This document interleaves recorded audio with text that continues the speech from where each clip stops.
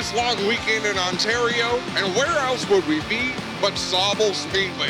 Just off of beautiful Sauble Beach, one of the hot spots for tourism in Ontario on this weekend. But we know it as the Auto Parts Center's 100. Always a big race weekend up at Sauble Speedway.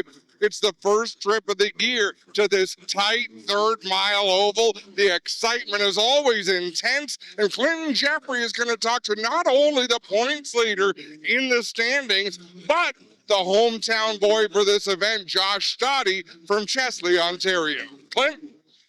Well, we caught up with Josh Stoddy. Josh, you're the hometown guy here, point leader. I see you're thrashing. What's going on with the car right now? We broke a left rear panhard bar mount. I felt okay in first practice, and then we came in, made an adjustment, came back under to do more, and the mount's broken. So trying to struggle here to get it all fixed up and get some more laps. How does this add to your stress level on a day like today? I mean, winning a championship is kind of like, these are the things that you have to overcome with your team. So I got the best guys behind me. I think we can get her fixed and get out there.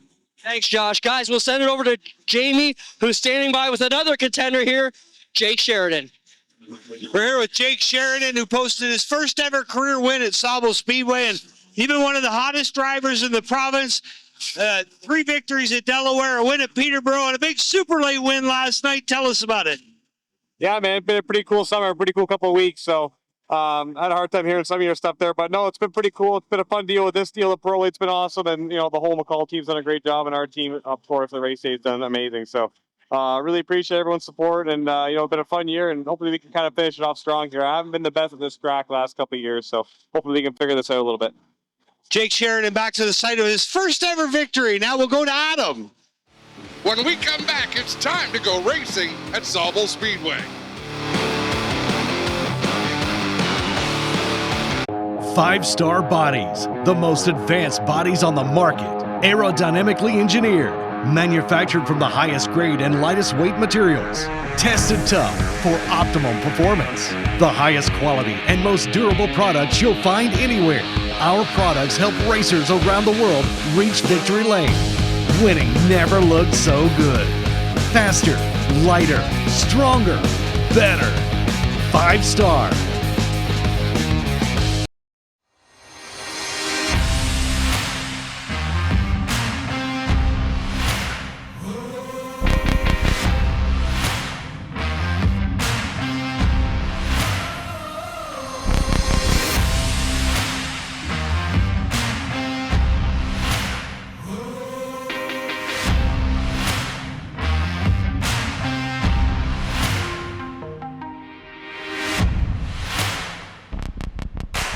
Step into the fast lane with the Race of Champions Modified Series, only on RacingAmerica.tv. The best drivers, the wildest races, and non-stop action are here, bringing the heat to short tracks all through New York and the Northeast. From nail-biting finishes to fierce rivalries, this is modified racing at its best. Don't miss a minute of the excitement. Watch the Race of Champions family of series all year long, only on Racing America. Looking for fast-paced action? Get your heart racing at Cordele Motor Speedway. Catch the best drivers from the Southeast compete on the high-speed 3/8 mile oval right in Cordele, Georgia. Just a half mile from I-75 at exit 104. Join us for a fun, family-friendly atmosphere for fans and drivers alike. For more information on upcoming events, visit CordeleMotorspeedway.com. And if you can't make it to the track, watch the action from Cordele live exclusively on Racing America.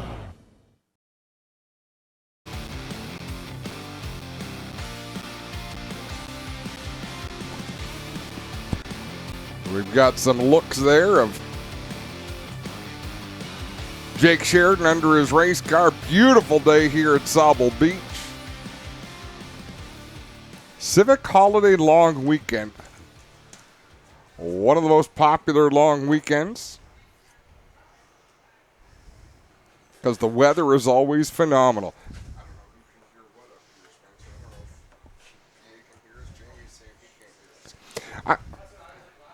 I'm Adam Ross along with Jamie Maudsley. Clinton Jeffrey is trackside. We got Jim Irvine up here. We've got Dave Middleton in the house. The place is packed full of announcers.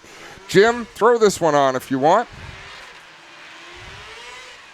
And feel free to introduce, Jim, the starting lineup for the Outlaw Midgets. We've got Outlaw Midgets, Legends cars, Can-Am TQ Midgets, and of course the APC late models here tonight. We're going to kick things off with a 25-lap feature event for these Outlaw Midgets. Well, thank you, Adam, and welcome everybody to Sauble Speedway. Great to be here in the booth with Adam and Jamie. Jamie, congratulations on your marriage last week. Thank you very much. Great that you're spending your honeymoon with us tonight here at the beach. Where else would you spend a honeymoon than at the racetrack, Jim? Thrilled to be here. First trip to Sauble this year, but I know we got another one coming up in 3 weeks, but always a pleasure to be here. Went down to the beach for lunch today, checked out the sand and the beach and the water, and headed out here for some racing. 14 is Dave Inglis. He'll start on the pole. Dave driving for Bass-like Holden Improvements on the outside. Number 98, Kevin Speaks for McKee, Tirecraft, Auto Center, Tactical Products Canada, and Terrastine Central. Back through the field, the 83, Ryan Lusk. Ryan Lusk in that 83 car. Good show in the first feature tonight. On the outside of row 2, Jason Metcalf, the defending points champion in the series. Mike Bradley will start 5th in car number 15 as the white is out. Then at 77, the winner of the first feature tonight, Nick Speets. Mikey Holmwood will start 7th. In car 17, starting 8th, the number 2, Jessica James. And in 9th, the 115 of Cameron Gregg. Nick Speets looked good in that first feature, Jim, able to get the job done. Picked his way from mid-pack to the victory. We'll see if he can get it done again. That 77 was quick earlier tonight. Oh, he is magic here at Sauble Speedway. Picked it up last year, and right now, green is out. We're racing. Racing here at the beach with 14 out front, Dave Inglis. They are bunching up in this 20-lap feature. The 83 on the move, Ryan Lusk. And look out, defending champion on the high side. That is the 29 of Jason Metcalf. Goes to the lead by doing it the highway around the track. It's Metcalf out front. Here comes the 83 of Ryan Lusk, bringing the 15 of Mike Bradley and the 14 of Dave Inglis. To complete, it is Metcalf, your race leader. Jason Metcalf out front. In second spot right now, we have got the 83 car. 83 of Lusk on the move, then back through the field, 15 Mike Bradley, 77 is Nick Speets. Caution on the track as we have got the 98 of Kevin Speets, father of the 77 Nick Speets in the infield, Jamie. Now what's the difference? I know Dave's raced these cars before. He may be able to point this out. Some of the cars have the wings pretty much center of the chassis. We've got the one car just working off turn 2. He's got that wing planted way back. Dave doesn't know. Well, I think that... I don't think we have Dave at the moment because he was on the track mic, not one of the G-Force mics. So Dave's knowledge is unavailable to us at the moment. But I say, Jamie, aesthetics. Different weight distribution. Maybe it's a setup thing. See if he can pull wheelies down the backstretch. Well, Jason Metcalf has got off to a great start in this feature event tonight. Feature number 2 at the beach for the Glenn Stiers Racing Outlaw Midgets. And Glenn Stiers jumped on board this year and providing a lot of support for this club. Adam and Clint know this better, but did Glenn buy an Outlaw Midget too? I mean, he's got every other type of car. I don't think Glenn possesses an Outlaw Midget. Might be the only race car running in Ontario he doesn't own. But you can't put it by him. No, never. Looking for the green on the restart here at Sauble Speedway. Looks like they've called the green off. We got a car down in the corner. Looks like Jessica James has slowed right down. She's on the back straightaway. So it's very, very easy for these cars to throw a chain. They are chain driven. Jessica had problems in what they call their qualifying feature. 20-lap event they held a little earlier tonight. and she pulled off into the pits partway through that event. I think the giddy-up is gone in that 2 machine. Abby's getting a close-up over there. That's right. See the drone buzzing around. Be disappointing for Jessica tonight. She is used to running up front here at the beach. Very strong driver in the Outlaw Midgets. What a great looking crowd on hand. Thanks for coming out. Civic holiday long weekend, always a blast here at the beach. As I said earlier, Adam, this is our biggest night of the year. And that is tradition going back for many years. Always the biggest crowd and for the biggest event. Even before the APC series even started, the late model event up here on the Saturday night of the Civic weekend was always a thriller. Usually a well-deserved surfboard at the end of the day for the victory. Dave came up to help us technically, but he hasn't answered the wing question yet. I think it's whether you can afford to move it to one side or the other. I don't know that it has much effect on the car. They are the most fun to drive, though. Absolutely. A big thanks to Kevin Speaks for taking that thing for a ride. And I apologize. I think it's best. Were you as quick as you are in the bone stock? Hopefully faster. Looking for the green. Coming off a 4 down the front. Green is out. We're racing. We have got Jason Metcalf, the defending champion in the series, out front. Mike Bradley, who ran second in the first feature. Right now, back to second in this one, trying to chase down Metcalf. In third spot, the 83 of Ryan Lusk. Battle. Nick Speets now starting to march towards the front. He's up to 4th position. Mikey Homewood is in 5th. 98 Kevin Speets, who brought out the first caution, he is right behind. But up front, Dave. Great battle up front. Watching those front two go at it right behind them. Another good battle as Speets tries to make his way to the front and do the double here tonight.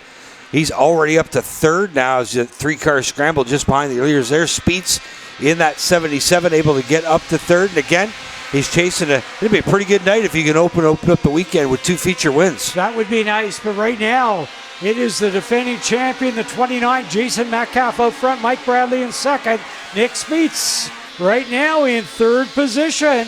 In 4th, it is Ryan Lusk in the 83, Mikey Homewood, another driver that was in the collision in the first feature. He has worked his way up right now to 5th place.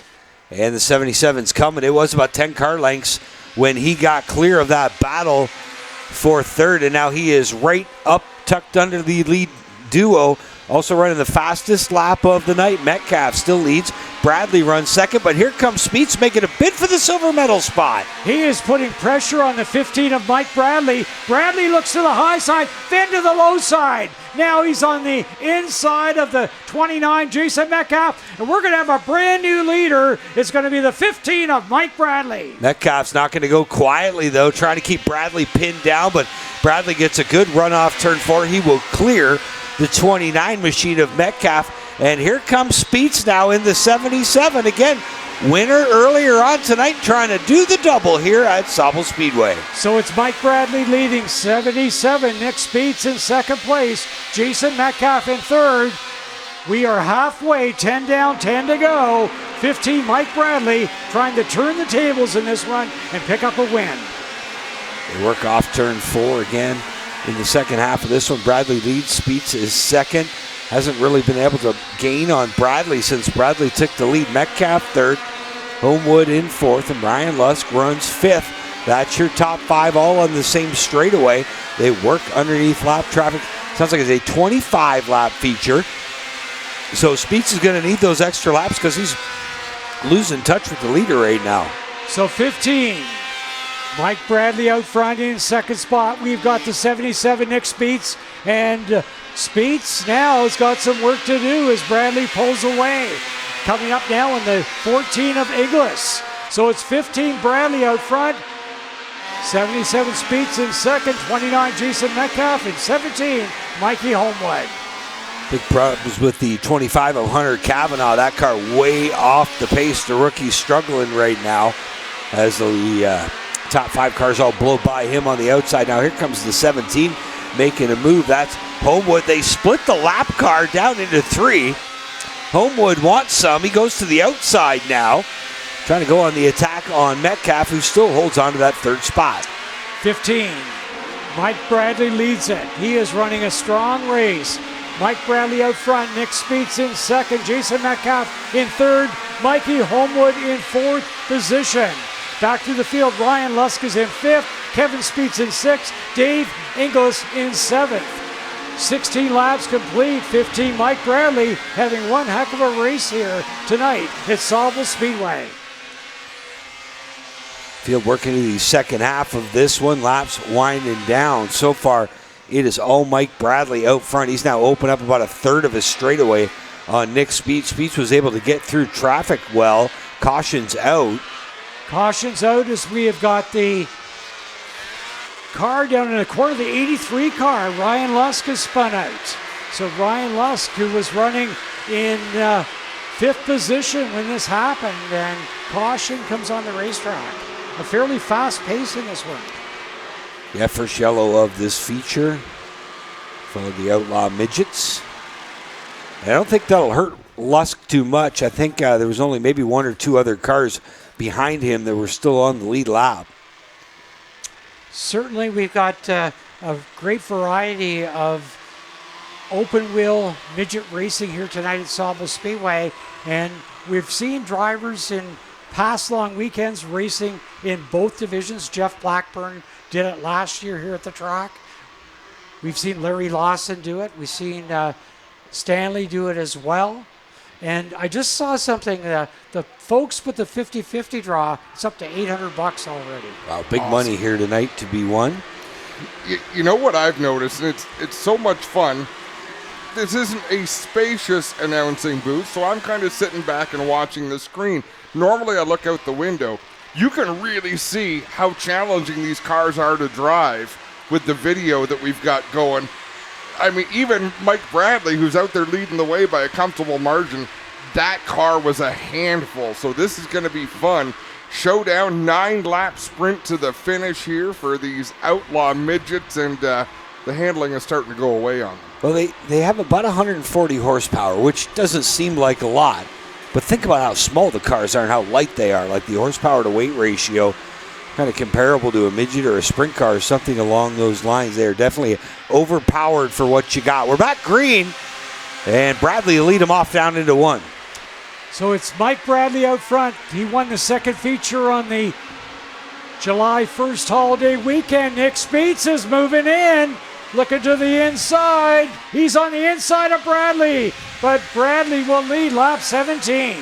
Bradley able to keep that 15 rolling on the high side. Speed's going to take another charge at him down the backstretch. Tucks into the draft down into turn 3. It's still Bradley out front. Nick Speets running 2nd.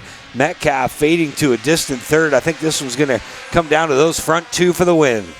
It is Mike Bradley, your leader. Speets had a rough ride through corner number 2, trying to chase down Mike Bradley.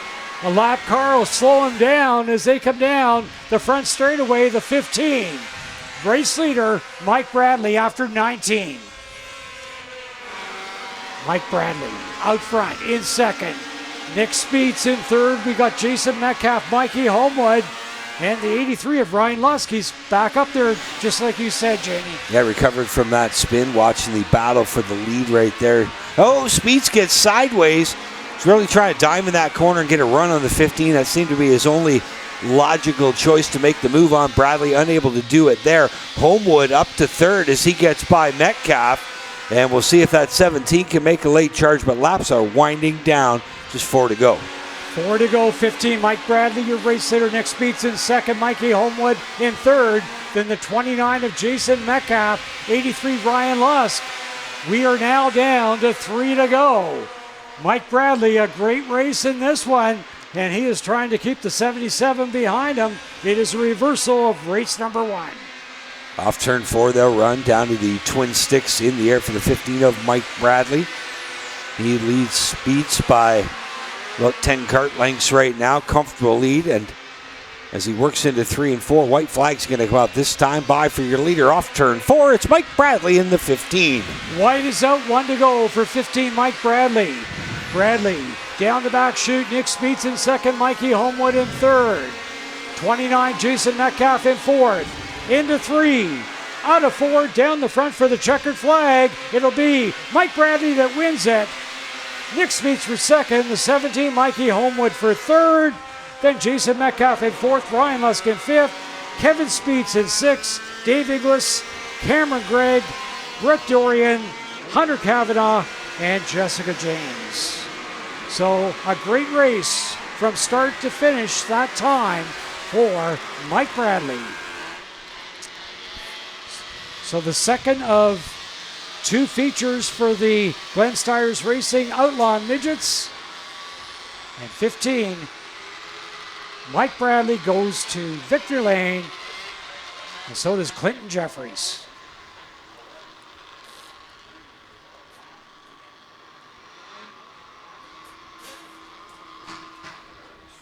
Well, another win for the driver who's won a bunch over the years. Here he comes out. Mike Bradley, how about a big beach welcome for your winner tonight?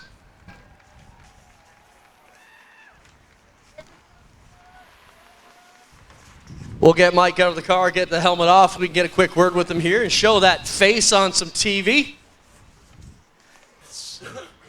Mike, this car's fast. About lap 10, you got out front, just not to be denied here. Talk about your drive. It looked pretty flawless for this car tonight.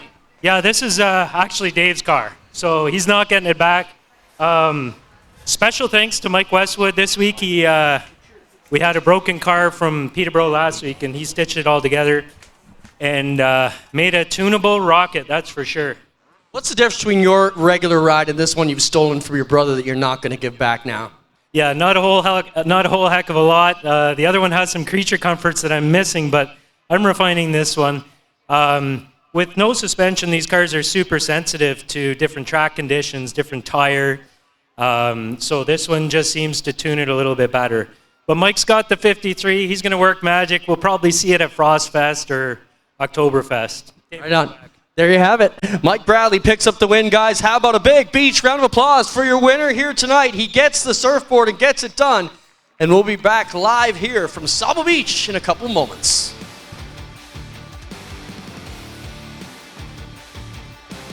Looking for fast-paced action? Get your heart racing at Cordia Motor Speedway. Catch the best drivers from the Southeast compete on the high-speed 3/8 mile oval right in Cordele, Georgia. Just a half mile from I-75 at exit 104. Join us for a fun, family-friendly atmosphere for fans and drivers alike. For more information on upcoming events, visit CordealMotorspeedway.com. And if you can't make it to the track, watch the action from Cordele live exclusively on Racing America. Looking to start a new career path in motorsports or searching for something new in your racing journey? Racer Jobs is your destination for providing the most current job openings from top racing teams, manufacturers, sanctioning bodies, and suppliers. Whether you're a budding race engineer, a seasoned mechanic, or a marketing ace, we consistently refresh our listings with new roles that could meet your ambitions. Looking for a great candidate as an employer? Then tap into our Racer Jobs audience and database to find that perfect candidate. Go to racerjobs.com today.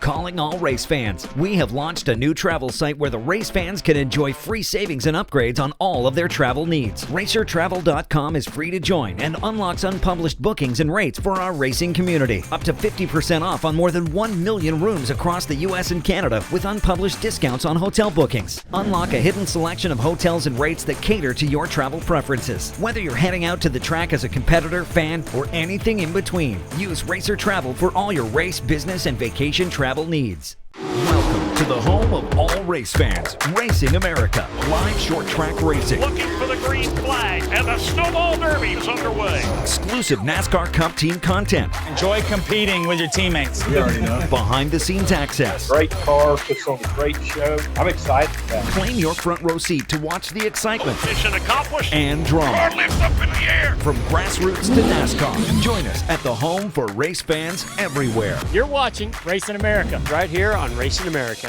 Racing America. It's in our DNA.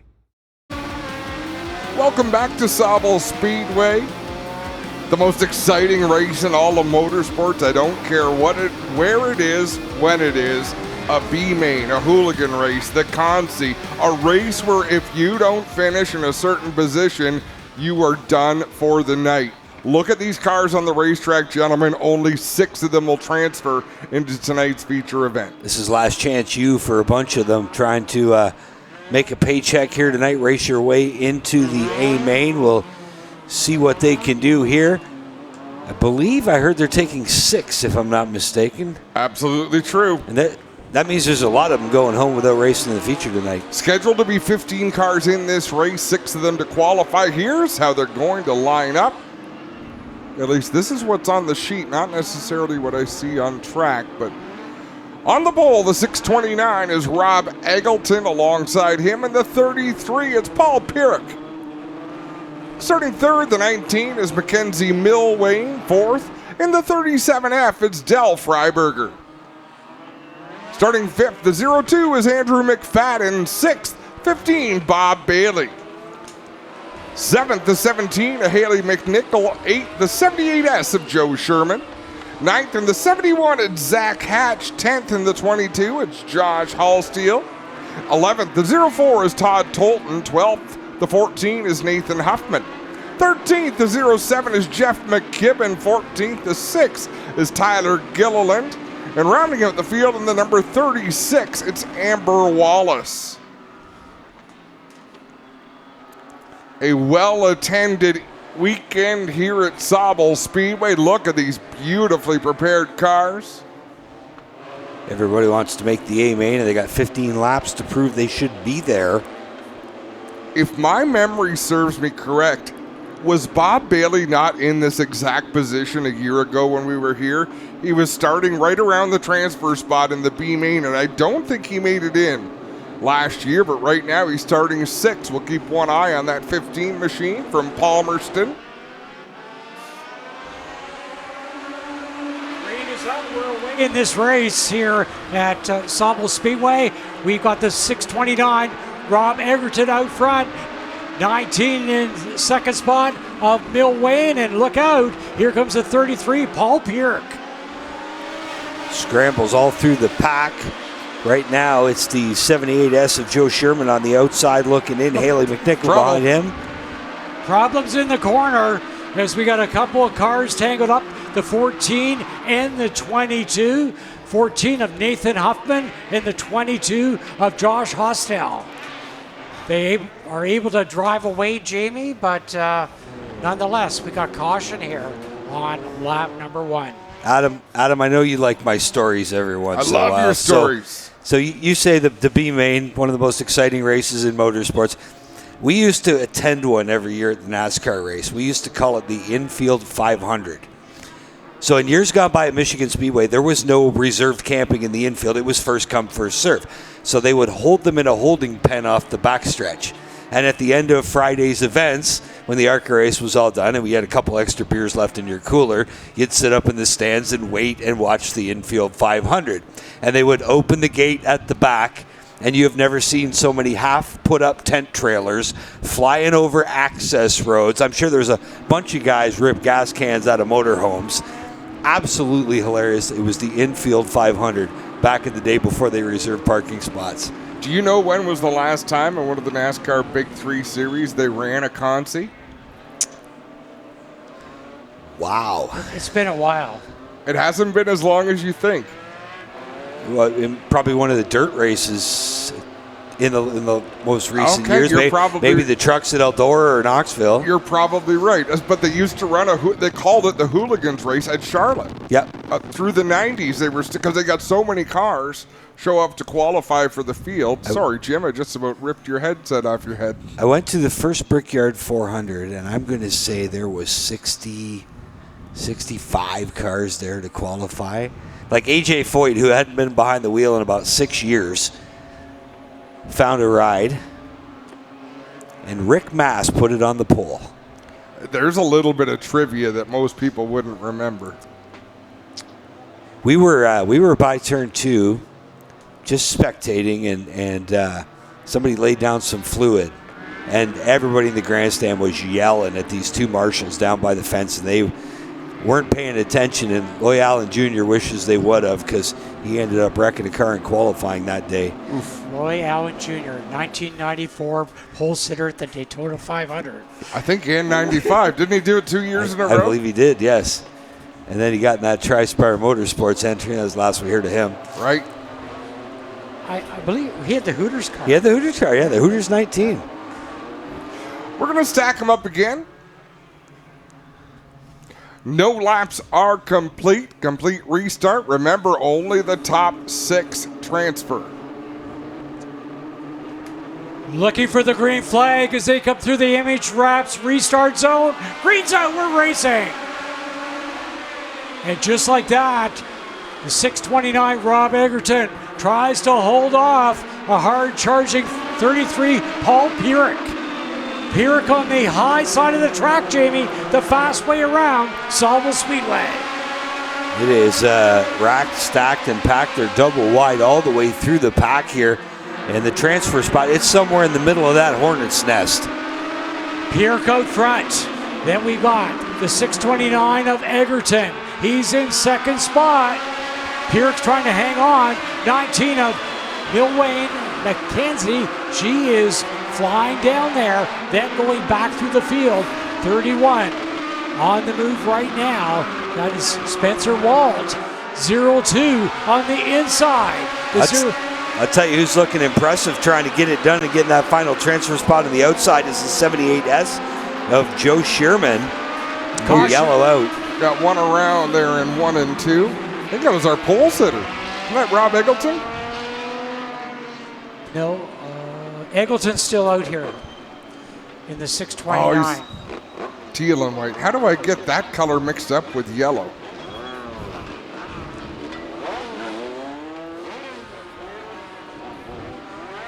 It is a 04 car of Todd Tolton of Elma that spun in the corner.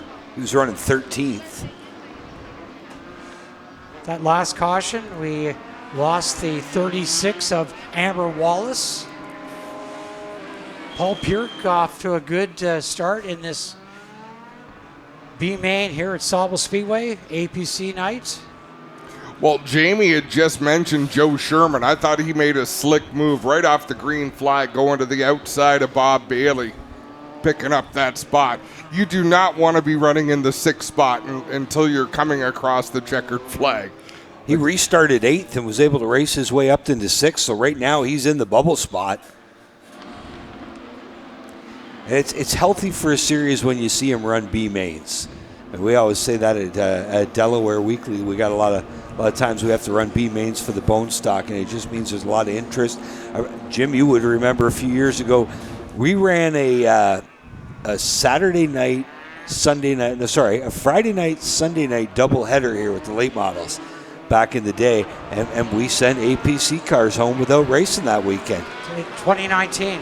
Yeah. Amazing weekend. Poor Ty DiVincenzo, he didn't get to race once that weekend. You know what? He paid his dues, and look at what a great racer he is now. Very respectful, clean racer, but has a lot of speed. And I'll tell you what, the nice thing is it's a 15-lap B feature. So even if you don't qualify tonight, you got to work a little bit on your equipment. Maybe tomorrow will be better, but you're getting a lot of laps. I guess how you do right now determines whether you're in the beach or the parking lot tomorrow, right? This series, this race tonight, a combination of the Great Lakes Series and the Ontario Legend Series, brings out the best of both divisions. And here tonight with 36 strong. It shows you the potential of what you can do when you have common rules. This car's all designed to be the same. Manufactured at a few different locations. And we're off and running again. We'll see what happens here. Everybody watching that 6th place position. Paul Pierce out front. Here comes the 629 of Egerton. Egerton in 2nd spot, 19. Milwayne McKenzie in 3rd. Then we've got the 02 car coming up through the field. Andrew McFadden, always strong here at Sauble Speedway. Del Freiber is out there, a former track champion here at the beach in junior late models. This is his rookie year in the Legend Series. Freiberger just got into the side of the 02. He got about a lap and a half ago. He got in turn 3 too hot, locked him up, cost him a handful of spots, and now he's right in bubble territory, hanging on to that last golden ticket to the A main. Bobby Bailey sitting one out of it right now and doesn't want to be like last year. Paul Pierce out front. Then we've got Egerton in 2nd in the 19 car. In 3rd spot of Mackenzie Milwayne. Oh, Haley McNichol drove it in deep. And we've got sheet metal all over the speedway as McNichol got tangled up with Bob it's up Bailey. near the... Well, they will throw the yellow.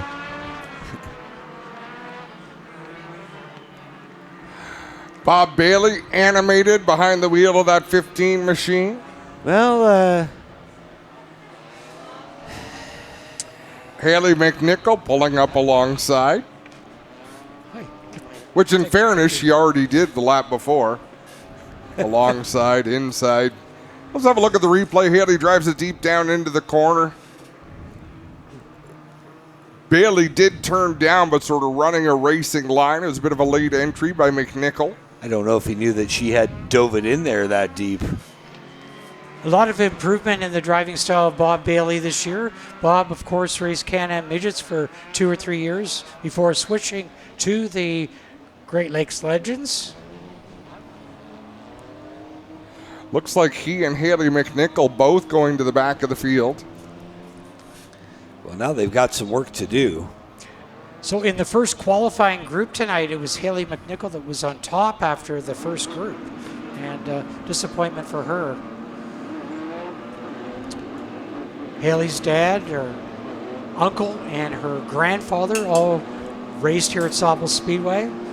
The whole family races, yeah. Yeah. They're like the Petties of southwestern Ontario. They McNichols, all got their start here at the beach and have certainly become well known across the province. They do have another Legend car in the trailer, but they had to take so many parts off it today to loan them out. So they're saying that's Ken's excuse for not having a race car tonight. And they did have one more. It was Eric Stewart that drove it in the first race of the year at Sunset and clobbered the wall when the throttle stuck. It was a write-off.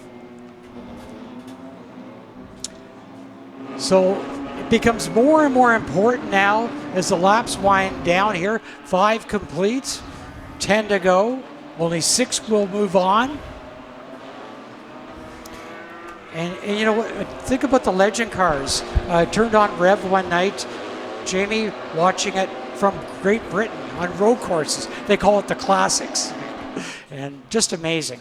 They used to, when they ran them like semi-weekly at Grand Bend, they used to do 1 race a year on the road course. And a lot of guys said, geez, it's different. Fun, but different. And this group, the Great Lakes Legends, actually runs a race down at Buxton on dirt. Did it a couple weeks ago. Right now, 5 complete in the 33. Paul Pierce gets away. Caution on the track as we have got sheet metal on the speedway and 2 cars back to back. Nathan Huffman. Zach Hatch. And Zach Hatch. And Hatch was just, I believe he was 7th spot on that restart. We've got a bit of housekeeping to do, so you'll want to pay attention to this. If you have lost a key ring with 2 keys on it, head down to the front gate. There's also a CIBC Visa card at the front gate. We have the name off it, but we're not supposed to read it out, so check your wallet. William, think you're missing something? There's a vehicle that needs to be moved right away. It is blocking someone in who has to leave a white Chevy Tahoe DAKZ335.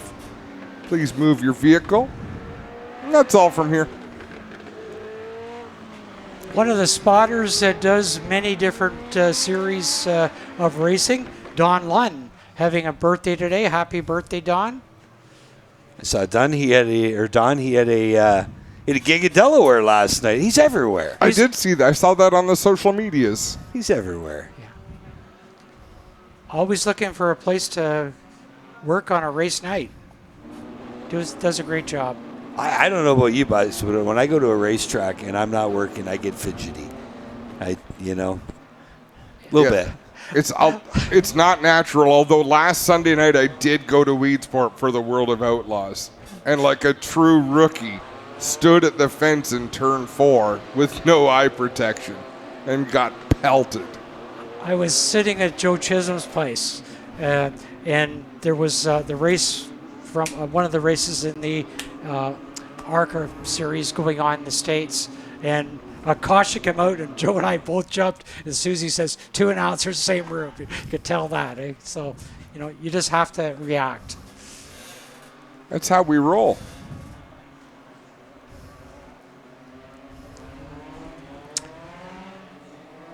So right now, if the race was to end, Paul Pierce would qualify, Rob Egerton would qualify, Mackenzie Milwayne would qualify, Joe Sherman would qualify, Andrew McFadden would qualify, and so would the 37F of Dale Freiberger. The only problem with that, Jim, is we still got 10 laps to go. Like, we've had a lot of action in the first 5 laps.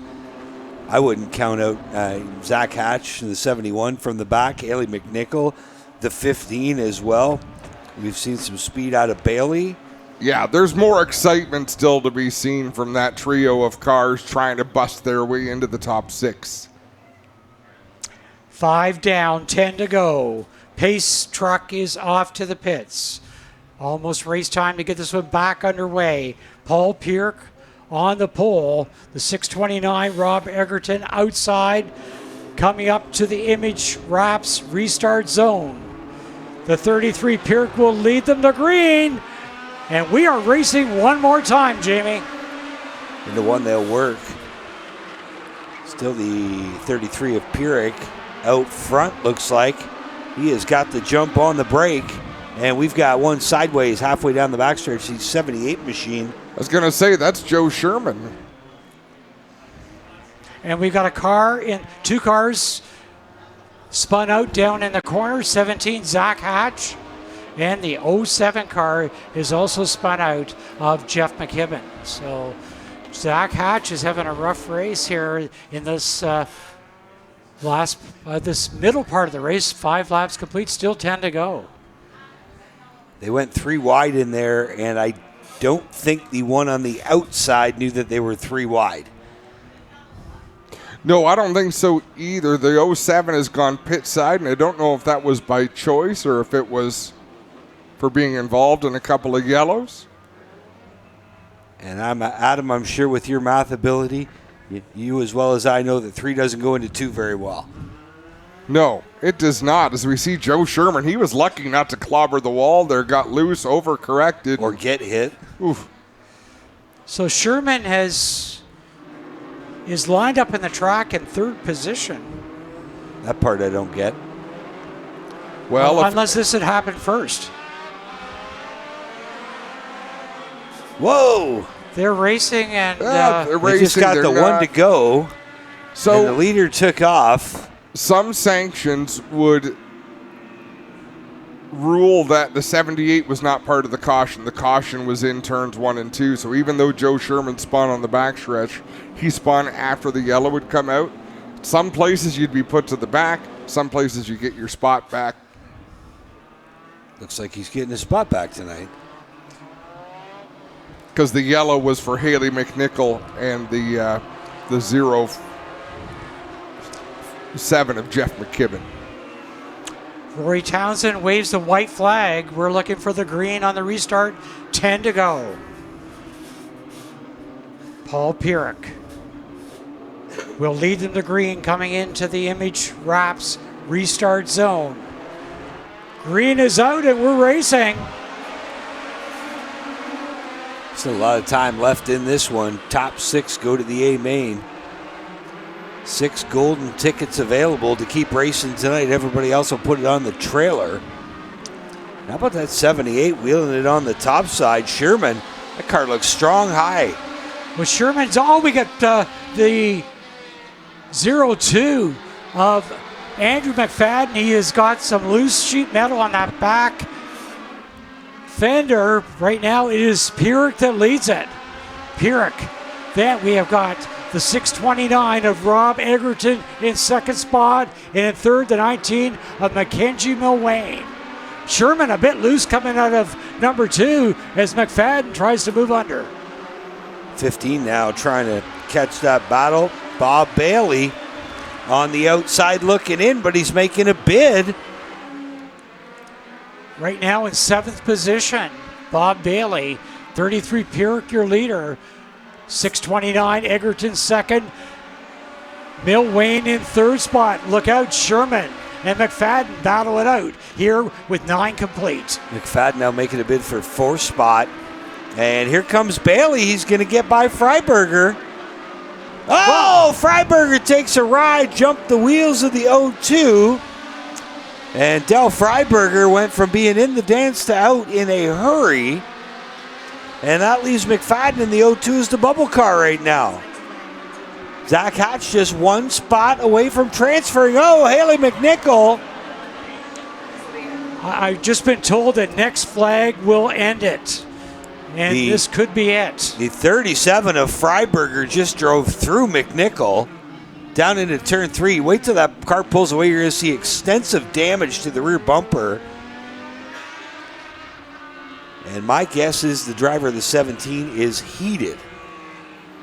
Well, Haley's relatively heated to begin with. Look at checkered flag coming out. The next flag was to end this one. It was taking a little bit long. So making the transfer, Paul Pierrick, Rob Eggleton, Mackenzie Milwayne, Joe Sherman, Bob Bailey, and Andrew McFadden as we have a look at the replay. That was a replay from a couple laps ago.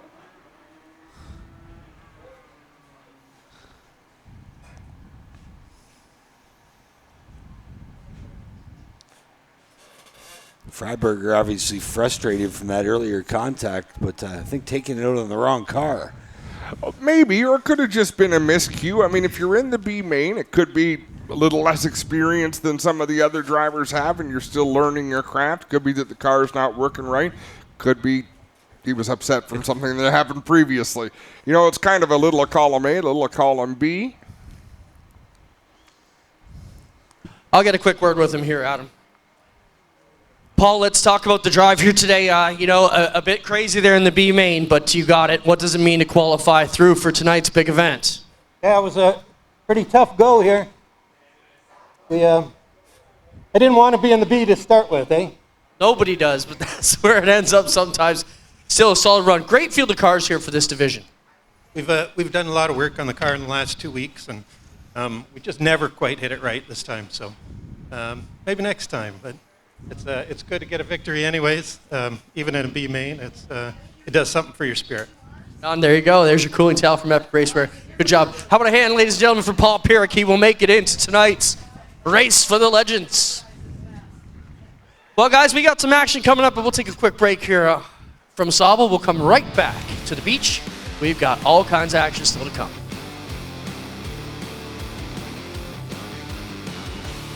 Welcome to the home of all race fans, Racing America, live short track racing. Looking for the green flag, and the Snowball Derby is underway. Exclusive NASCAR Cup team content. Enjoy competing with your teammates. We already know. Behind the scenes access. Great car, puts on a great show. I'm excited about it. Claim your front row seat to watch the excitement. Mission accomplished. And drama. Car lifts up in the air. From grassroots to NASCAR. Join us at the home for race fans everywhere. You're watching Racing America. Right here on Racing America. Racing America. It's in our DNA. In the fast-paced world of racing, communication is everything. When it comes to at-track communication, Racing Electronics is the leading provider of professional race communications. From driver and crew communications, two-way radios, headsets, scanners, custom hearing protection, and more. Racing Electronics is your go-to destination for all things motorsports. Before the green flag waves, ensure your team is equipped with communication gear from Racing Electronics. Visit a Racing Electronics representative at the track, stop by their showroom in Concord, North Carolina, or shop online at racingelectronics.com. The My Race Pass app is your motorsports headquarters on race night. With over 800 organizations across multiple forms of motorsports, you'll always have the information you need in the palm of your hand. Race day information with official entries, lineups, live timing and drag racing timing slips, official results, point standings, announcer audio, fantasy racing, and so much more. Don't be left in the dark on race night. Download the My Race Pass app today in Google Play and the App Store. My Race Pass, the ultimate racing resource. Welcome back to Sauble Speedway. It's time for the Can-Am TQ Midgets.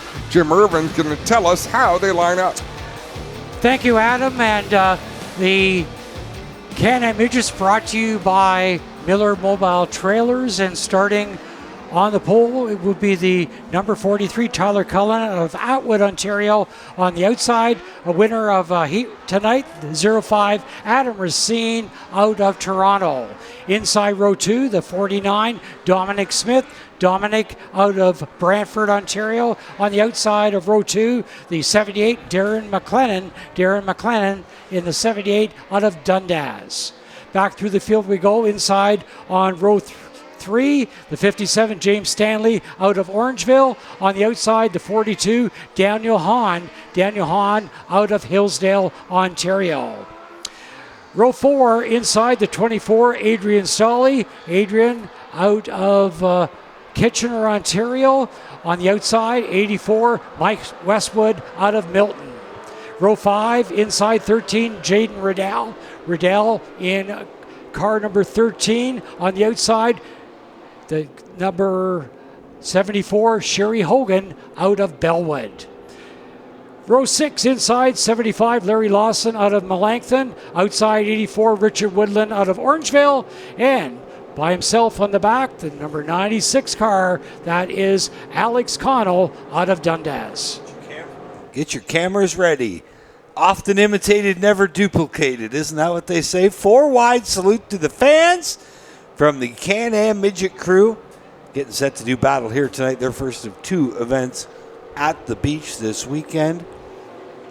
Remember, Jamie, only the best can do 4 abreast. And the Can-Am Midgets do it every long weekend here at Sauble Speedway. Guy I'm interested in watching is that 78 of Darren McLennan. Handily won his heat race. Now, he's been getting his feet wet, Adam, down at Ashwegan Speedway, running a dirt crate. He's admitted he's had a few weeks under his belt, and he still has no idea what he's doing. Oh, he looks really good. He's getting the hang of it, learning the craft. Had a tough wreck last night. It was really nothing of his doing, nowhere he could go, and the crew worked hard. They actually had twin features last night. They got him back out for the start of the second segment of the race, but he only lasted a few laps, and something didn't feel quite right. The biggest problem he was having last night is the track was really slick. He said what happened was you just have to burp the throttle and take it easy. He says, but then he just felt like Matt in the throttle because everybody was taking off from him. Yeah, you have to do everything about dirt racing goes against your instincts. If you don't hit the throttle, the car won't turn. Well, here you have to roll out of the throttle to get into a turn. On dirt, you have to get back into the throttle to make the car rotate. TQ Midgets getting set to go for their feature here tonight. 25 laps, their first again of 2 on the weekend at Sauble Speedway. And then after that, it's going to be time for group qualifying for the APC late models. Looking for the green with the Can-Am Midgets here at Sauble Speedway. 43, Tyler Cullen. 05, Adam Racine. Dominic Smith. Darren McLennan. James Stanley. They're all looking for the green. 25 lap feature. Coming off a 4 down the front. The green is in the air. We are racing. Wild move off the start by Dominique Smith. Made a bid to the inside. Thought about going at 3 wide. He's going to end up following the leader up into the second spot. Oh, contact McLennan. I believe into the back of the Adam Racine goes around. Daniel Hahn, 24 around. Adrian Staley. Racine might have front end damage. I believe Tyler Hahn got himself slowed down. There was a bit of contact, but I think he got himself slowed down. And the 24, well, working the steering wheel. Let's have a look at the replay, but we're going to see Darren McLennan get into the corner a little bit hot. You can see he locked up the brakes, but it was after there was a bit of contact. And look at the break McLennan got. He got hit from behind, and it actually helped him avoid the Racine 05. Well, guys, up here in turn number 3, 2 cars still stop. Hahn will drive away without an issue. Now we'll see what happens to the 24 here. Car looks all right now. No, broken tie rod, as you can see. If you shoot from the front end here, Jack, you'll see the wheels are doing different things. The left one is straight, the right one is in, and they've broken a tie rod. The driver is staying strapped in, so I think he expects maybe they can make a repair. Yeah, I don't know how he thinks he's going to drive away from that, but he is going to try. I'm impressed he got that far so far, guys. Staley, of course, a past feature winner here at Sauble Speedway in the Can-Am Midget Division. A lot of drivers. Rob Neely used to own this division. Went on to race in the sprint cars, doing very well. I mean, I remember Keith Dempster and Andy Macarith and Danny May. Mark Samet. Absolutely. Mike Elijah was in that era. Yes. There was Danny May, Randy May. Yeah. So, if you're going to pit, pull into the pits. Don't stop on the track in front of your crew. Those Hans always have tricks up their sleeves. But over the last couple of years, they've won a lot of races. They sure have.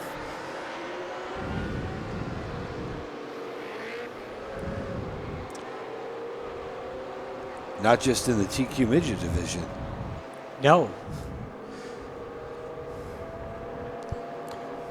Well, this restart's going to have a different look to it. Darren McLennan kind of subtly sliding into place there. We'll see whether they move him to the back or not. Last Saturday night, we had on again, off again rain here at Sauble Speedway. It was also very, very hot, and the track was kind of greasy. But, you know, we got to thank our fans for sticking it out with us, because we got our whole program in. And we had a couple of rain delays, but after all, we got the whole show in last week. You know, we just saw, is that T-Watt? Is that Terry Watt on the ATV out there? Yep. My favorite. Normally they use one-way radios to communicate with the drivers, but Terry Watt, he's a throwback to the old school. He walked right out onto the track, pointed to the driver, pointed his other hand to his butt. That means you, tail. Tail into the field. And the 78 just pulled up beside the 05.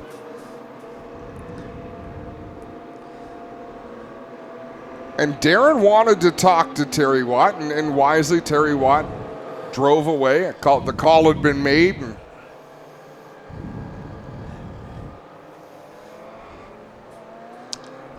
I'll tell you, a frustrated driver is worth at least 1/10 of a second a lap. So we haven't got a lap in here. Everything occurred right up at the front. There's a lot of stuff has happened here without even getting a lap in.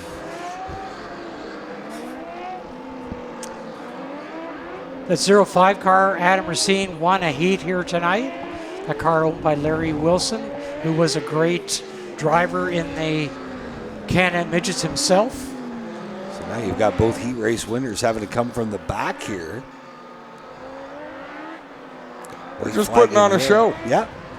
I saw Jody Bound over in the pits, sitting in Larry Wilson's pit today. Of course, he drove that 05 car for many years. Said he's here to watch and maybe advise tonight. That's how people wind up getting back into racing. Looking for green as they come through the image wraps restart zone. Dominic Smith on the high side will take the lead, Jamie. And Dominic Smith is your leader going down the back chute. Smith squirts out front. Battle on for second right now. Cullen loses his spot. How about the 7? Jeff Blackburn up in his second. Great restart for the 7. Jeff Blackburn has been very strong here at Sauble Speedway in the past. 57, James Stanley has come into his own as well, winning a feature here last year. So it is Dominic Smith, Jeff Blackburn, and James Stanley. They're your top 3 as we complete 2 laps. How about Daniel Hahn making short work of this field, quickly back up into 4th spot. McLennan now up into 8th, and he's chasing the 05 of Racine, who runs 7th. All those 3 cars have been to the back at some point tonight. It is Dominic Smith out front in second. We have got the 7 of Jeff Blackburn. James Stanley is 3rd. Daniel Hahn is 4th, followed by car number 13, Jaden Riddell. Blackburn just got rooted off the bottom down in 1 and 2. That'll allow Stanley in the 57 to mosey on by. Stanley up to second now. Blackburn loses a spot to Hahn as well. This one is far from over. Dominic Smith out front. She had a podium finish here last month at Sauble. Dominic Smith out front. Raced in Speed Weeks down in Florida in February at Auburndale. It is the 49, Dominic Smith. 57, James Stanley. Back in 3rd spot. We have got 42, Daniel Hahn. Jeff Blackburn is next, followed by Jaden Riddell. Sherry Hogan off into the pits in that 74 machine, cutting her race short. Sherry raced many years in the U.S. Came back home to Canada 2 years ago. Out of Bellwood, Ontario. They hooked up with Mike Westwood. Stanley just tried to make a move on Dominic Smith. Lost momentum, and it cost him as Daniel Hahn went to the high side to grab second spot. Dominic Smith out front. In second, we've got Daniel Hahn. Hahn putting the heat on, and he will take the lead. Coming off of the corner, it is Hahn out front now. Smith will fall back to 3rd as Stanley gets by. Great action at the front of this pack. We've got new leader Tyler Hahn. Stanley up into 2nd. Smith goes 3rd. Blackburn in 4th. 5th right now is the 13 of Jaden Riel. Then it's Cullen, Racine, and McLennan in the next group. But there's your front 4 down into 3 and 4 as we close in on halfway. Race leader, 42, Daniel Hahn. In second, James Stanley. In third, we've got the 49 of Dominic Smith. Jeff Blackburn is 4th. Jaden Riddell is in 5th position. And right now, it is Hahn in control after 13. We're halfway. Second half of this one. Hahn out front. Here comes the 57 of Stanley, working through lap traffic. Stanley looks to have great speed going into the corners. In that 57, moves right up, trying to chase down 42 of Daniel Hahn. 3rd spot now, 7 of Jeff Blackburn. Yellow. A caution on the track. We got one Mike down Westwood the front around stretch. the exit of turn number 4. So Mike Westwood out of Milton has driven just about everything, Jamie, and built just about everything. Okay, works on a shop out of Milton.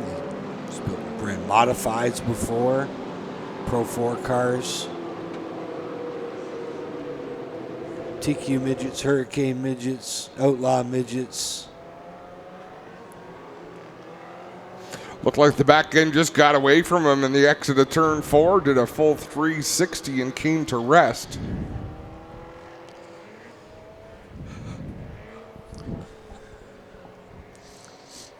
APC Auto Parts Centers sponsoring tonight's racing events here at Sauble Speedway. A great APC weekend.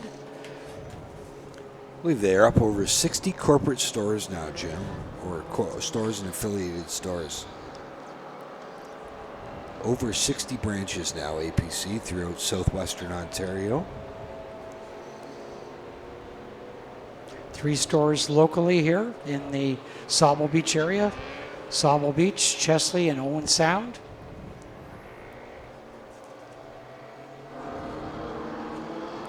Well, Daniel Hahn built up a bit of a lead, but James Stanley has shown that he has got a lot of power in that car, and his car is handling really well here tonight. As he dips down in the corners, he seems to have a bit more speed than what Hahn does. As the white flag comes out. He's got to get it done. Got to be a little quicker than Hahn if he's going to get around. Blackburn making some moves up into third, so a good run for that 7 machine. Dominic Smith will roll fourth. Jaden Rao 5th. Cullen in 6th. Racine in 7th. And McLennan in 8th. Still 11 laps to go in this one as we're ready to go to green. Out of 4 down the front. Green flag is out. We're racing. And 57 Stanley putting the heat on the 42 of Daniel Hahn, but Hahn gets away.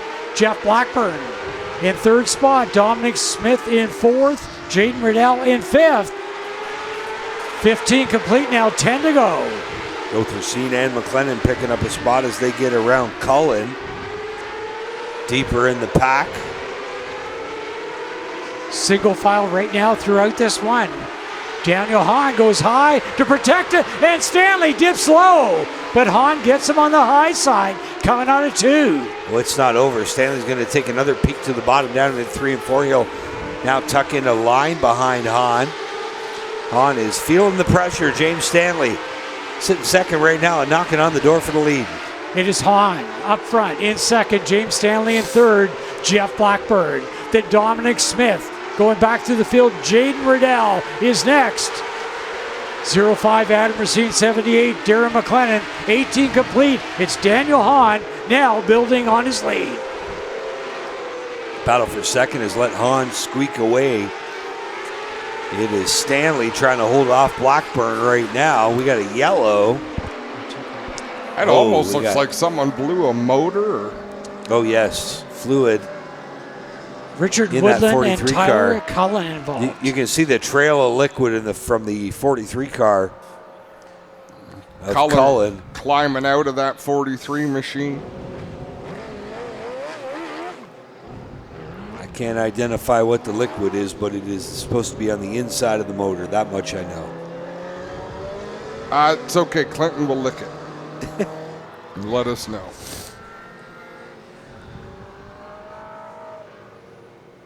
Jack said he will.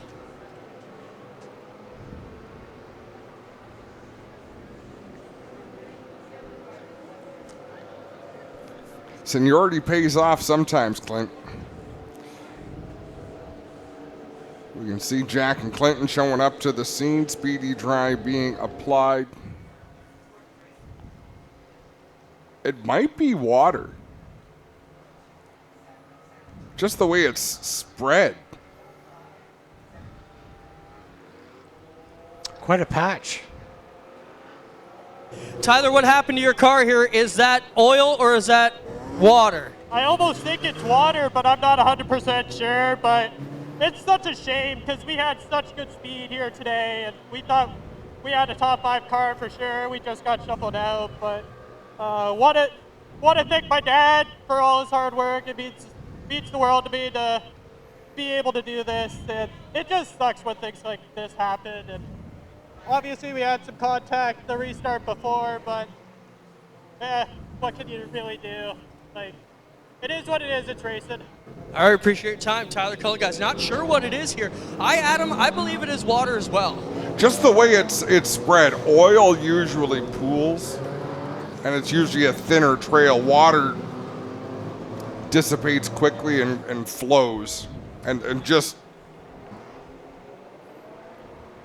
We'll get in there in a second, Adam, and not sure whether you get Jack down there to have a taste or not.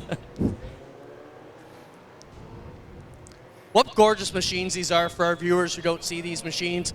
Kind of unique here to Ontario and parts of the Northeast, but man, they run some wild stuff.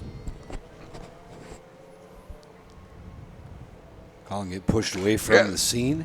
There is some great engineering that goes into these cars. Yeah, it's not oil, guys. Well, that's good news. You know, hopefully it was just a water line burst and able to kill the motor quick enough to not cause it too much harm.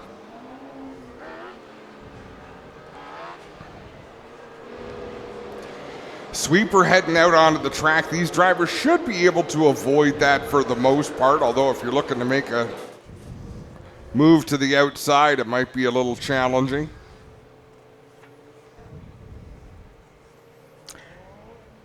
We've had a lot of action up front in this one so far with Daniel Hahn, James Stanley, and Jeff Blackburn having a real battle the last few laps. A couple thrills and spills since we've get going as well. And this one's still a long ways from over. I mean, Hahn looks like he might have the car, but both Stanley and Blackburn have been stout. James Stanley was really good for 2-3 laps after the restart. And then Hahn was able to pull away. So see if it's the same thing once they cool these tires down just a little bit. James Stanley ran a lot of years in the Outlaw Midgets and has really come into his own this last 2 years.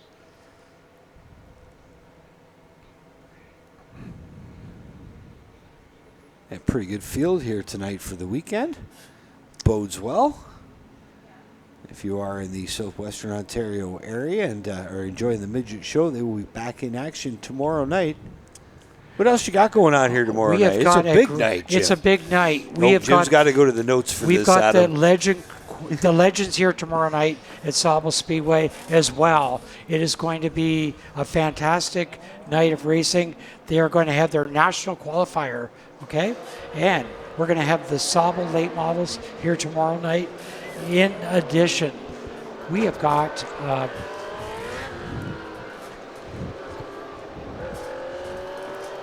I wish we could show this. Jim is on a scavenger hunt right now. Well, you got. Well, I had it right there. I think this is all your paperwork here, Jim. Yeah. Jim's used to working up at the booth by himself, right? Where he can spread stuff everywhere. Yeah. My nights on Fridays at Ashweek can end with a whole. When I'm done with a piece of paper, Jimmy, I fold it in half and crease it. I should make paper airplanes when I leave. It would be more interesting for them, but I just take the stack and dispose. It takes a lot of pages to make me sound intelligent. I still haven't found the right page, but I fake it the best I can.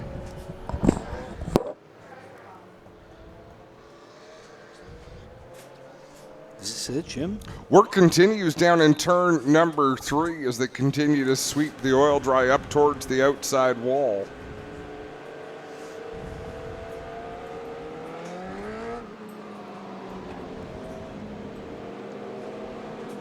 I believe that is a Stewart's Equipment Kubota doing the trick up there in turns 3 and 4. It does look it. There we go. Nope, that was 1978. It's the one that says 2025 on it, Jim. Jim is graceful under pressure because a lesser man would have already punched both you and I, Jamie. So tomorrow night here at Sauble Speedway, Can-Am Midgets, Outlaw Midgets, Great Lakes and Ontario Legends national qualifier tomorrow night here for the Legend Series. And for the first time, we are going to have the Bandoleros here tomorrow night. Should be cool. I saw some Bandoleros over in the pits.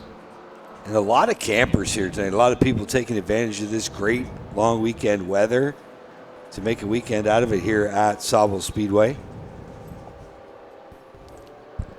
Yeah, the parking lot is full of campers here tonight. Uh-oh. Problems on Stanley's 57. And this, as they say, changes everything.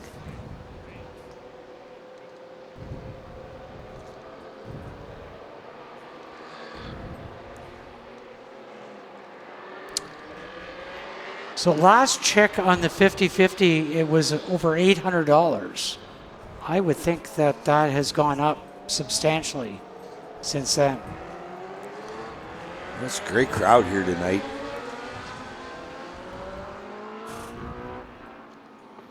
So James Stanley's car removed from the racetrack. The white flag displayed will set them loose at a turn number 4.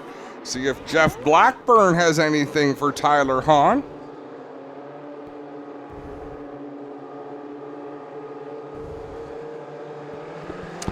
Looking for the green, coming off of 4 down the front. Green is out. We're racing. Daniel Hahn is your leader. The 7, Jeff Blackburn in second. Dominic Smith in third. Jaden Riddell is fourth. And right now, we have got problems as Dominic Smith gets into Jeff Blackburn in the corner. And caution comes to the track once again. You know, that might have been brewing for a lap or two. Jeff Blackburn on that restart cut down on Dominique Smith. Let's have a look at this replay. This is the incident itself. I think it's possible Dominique had enough of that door being slammed shut and just kept her car there on the inside as Blackburn goes around. And indeed, the 50-50 is a lot more than $800, isn't it, Jim? Well, we have got the envelope in our hands. $1,432.50. $1,432. It's in my hand here. So And split 3 ways between you, me, and Jamie is roughly 400 and something apiece. Yeah, that's a good night. And we will make the draw as soon as this race is over. Clinton's going to make a best friend tonight. I believe Dominique Smith being sent to the back of the field for her involvement in that. And look who's back. Darren McLennan and Adam Racine, who were involved in a lap 1 incident. They still got 7 laps to get it done, so lots of time left. We have problems on the back straightaway. We have got another car that has stopped out there. 75, Larry Lawson out of Melanchthon. It's probably too early to be out of fuel, isn't it? Well, you think about it. James Stanley all of a sudden had problems during a caution. Now Larry Lawson. I don't know if they've done that many caution laps, though. Well, I'll tell you, the Can-Am Midgets, when they go from green to checker, can generally do it in 5 minutes. This race is 23 minutes old. So it is possible. I wonder how big the fuel cell. I've never asked how big a fuel cell is on a midget. It's personal.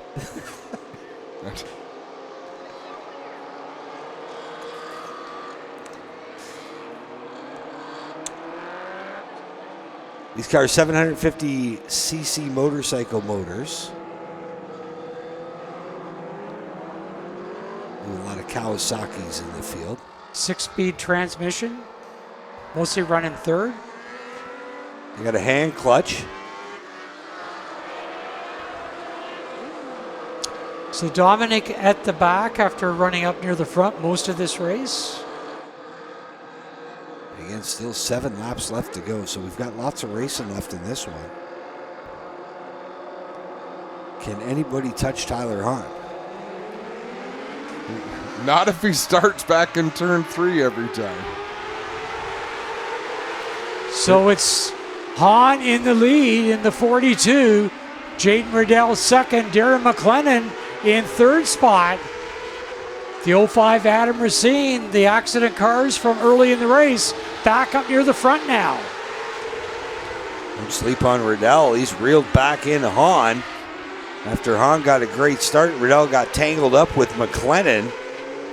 Going to be 5 to go this time by Hahn. Leads Riddell second. McLennan runs third. 5 to go. It is Daniel Hahn out front in second. Jaden Riddell in third, the 78, Darren McLennan. Then the 05 of Adam Racine, and look out, here comes the 7 of Jeff Blackburn. Blackburn is on the move, as is the 49 of Dominic Smith. 3.5 laps to go with the 42, Daniel Hahn leading. McLennan getting racy, trying to figure out a way by Jaden Riddell in that 13. They'll work down into 1. McLennan lifts early, backs off the 13, now trying to get a run down the backstretch. Can't get the grip on the bottom. He'll have to get back in line behind the 13. Laps winding down. Twin sticks in the air. This time by for Hahn. 2 laps to go. Daniel Hahn out front pulls away of the 13 of Jaden Riddell. 78, Darren McLennan third. The white is out. There's 1 lap to go. Final lap, Jamie. Into 1 for the final time. Here comes McLennan, the bid for second down on the bottom. He's going to get Riddell rooted up off that inside lane. Riddell's going to fight back. It's all Hahn out front. They're coming up on lap traffic. McLennan with a last lap pass for the silver medal spot. Riddell comes home third, Racine fourth, and Jeff Blackburn recovers to finish 5th. But Daniel Hahn getting it done in that 42 machine. He's been victorious here at the Bend before. We've seen that car go to victory lane as McLennan coming up and congratulating his buddy on a hard-fought feature win.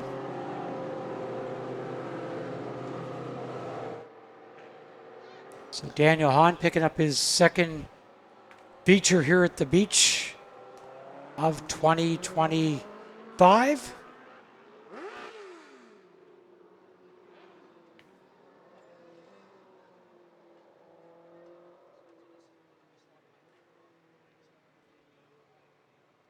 Well, guys, Daniel Hahn parks it here in victory lane. Darren McLennan and Jaden Riddell will be second and third here. Good recovery for the 78 car here as we get ready to talk to Daniel Hahn. He will get the steering wheel off, work on the belts, and climb out of this ultra-fast 42 that he's been piloting around the province this summer. And as you mentioned, guys, this team has a lot of wins under their belts, always a threat when they come out here. He'll work his way to the top of the cage and get his helmet off and greet you fine fans. Here he is, ladies and gentlemen. How about it for Daniel Hahn?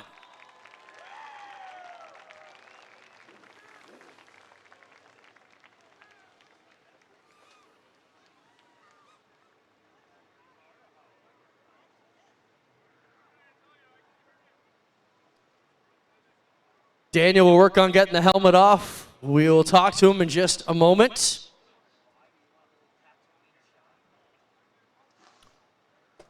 Gets the bucket off, gets the Hahn's device out the way, and we'll get a word with them.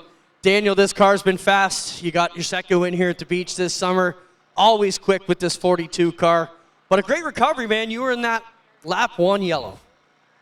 Yeah, man, that's not a problem. But this 7 car driving in everybody is going to be a big problem soon. I can't do 60 miles an hour and the guy still hits me. But aside of that, man, I've worked so hard on this program, man. This car is an absolute rocket ship, and it's my baby. Like, I treat everybody with respect, but I'll race everybody they want to race me. So, Jeff, you better buckle up for tomorrow, buddy. Right there, you hear it from your winner.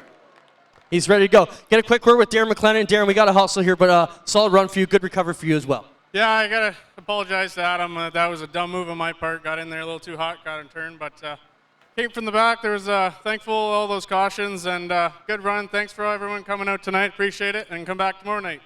All right, thanks. We'll get in here and talk to Jaden Riddell. Jaden, quickly, a good run for you. Good recovery up to third. You were coming on at the end there. Yeah, I didn't have a good start to the day, but we really picked it up in that feature. Just got to thank all my sponsors, FL Custom Carts, Lloyd's Electric, Jim Williamson Construction, Advantage Powder Coating, Paul G. He works every night on this car. Glad he can give me a good piece. Right on. How about it for your top three, ladies and gentlemen? They get it done. It'll be Daniel Hahn, Darren McLennan, and Jaden Riddell. We'll be right back live here from Sauble Speedway.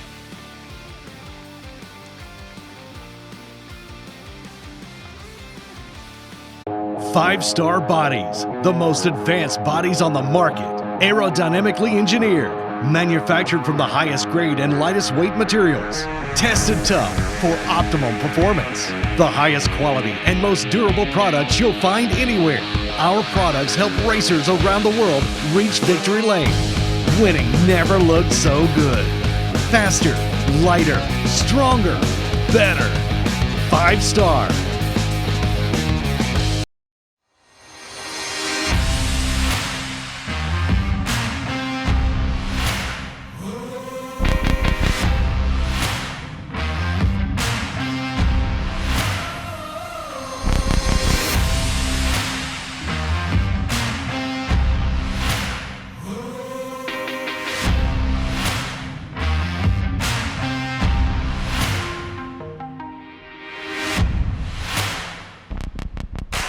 Step into the fast lane with the Race of Champions Modified Series, only on RacingAmerica.tv. The best drivers, the wildest races, and non-stop action are here, bringing the heat to short tracks all through New York and the Northeast. From nail-biting finishes to fierce rivalries, this is modified racing at its best. Don't miss a minute of the excitement. Watch the Race of Champions family of series all year long, only on Racing America.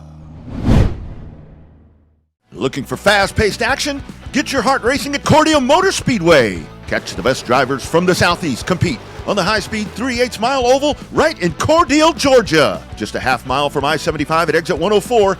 Join us for a fun, family-friendly atmosphere for fans and drivers alike. For more information on upcoming events, visit CordeoMotorspeedway.com. And if you can't make it to the track, watch the action from Cordele live exclusively on Racing America. Looking to start a new career path in motorsports or searching for something new in your racing journey? Racer Jobs is your destination for providing the most current job openings from top racing teams, manufacturers, sanctioning bodies, and suppliers. Whether you're a budding race engineer, a seasoned mechanic, or a marketing ace, we consistently refresh our listings with new roles that could meet your ambitions. Looking for a great candidate as an employer? Then tap into our Racer Jobs audience and database to find that perfect candidate. Go to racerjobs.com. Welcome back to Sauble Speedway, where we have just begun group qualifying for the APC late models. Joe Lawrence out of London, Ontario, the 78, the 97D is Tyler DiVincenzo. He's from Guelph. Also from Guelph, the 83 of Dale Shaw. And then it's Kendra Adams in the number 2 from Innisfil. Track record here we're looking at in qualifying a 14.030. That was set all the way back in 2017 by Brandon Watson, so it's stood the test of time, and it's odd to see Dale Shaw in the slow qualifier group. He comes in tonight 4th in points. Well, same with Joe Lawrence in that 78. And boy, I think we might come close to a track record. They're down to a 14.5 already on lap 3, 14.4 in fact. Dale Shaw top of the board. Joe Lawrence now with a 14.4. Dale told me tonight before practice, it's been 3 years since he's raced here. But he does have a rich history. Well, so does the generation before him and the generation before that as well with the Shaw family. Dale won the Beat the Heat 150 in 2014 and was second to Sean Chenoweth the year before that.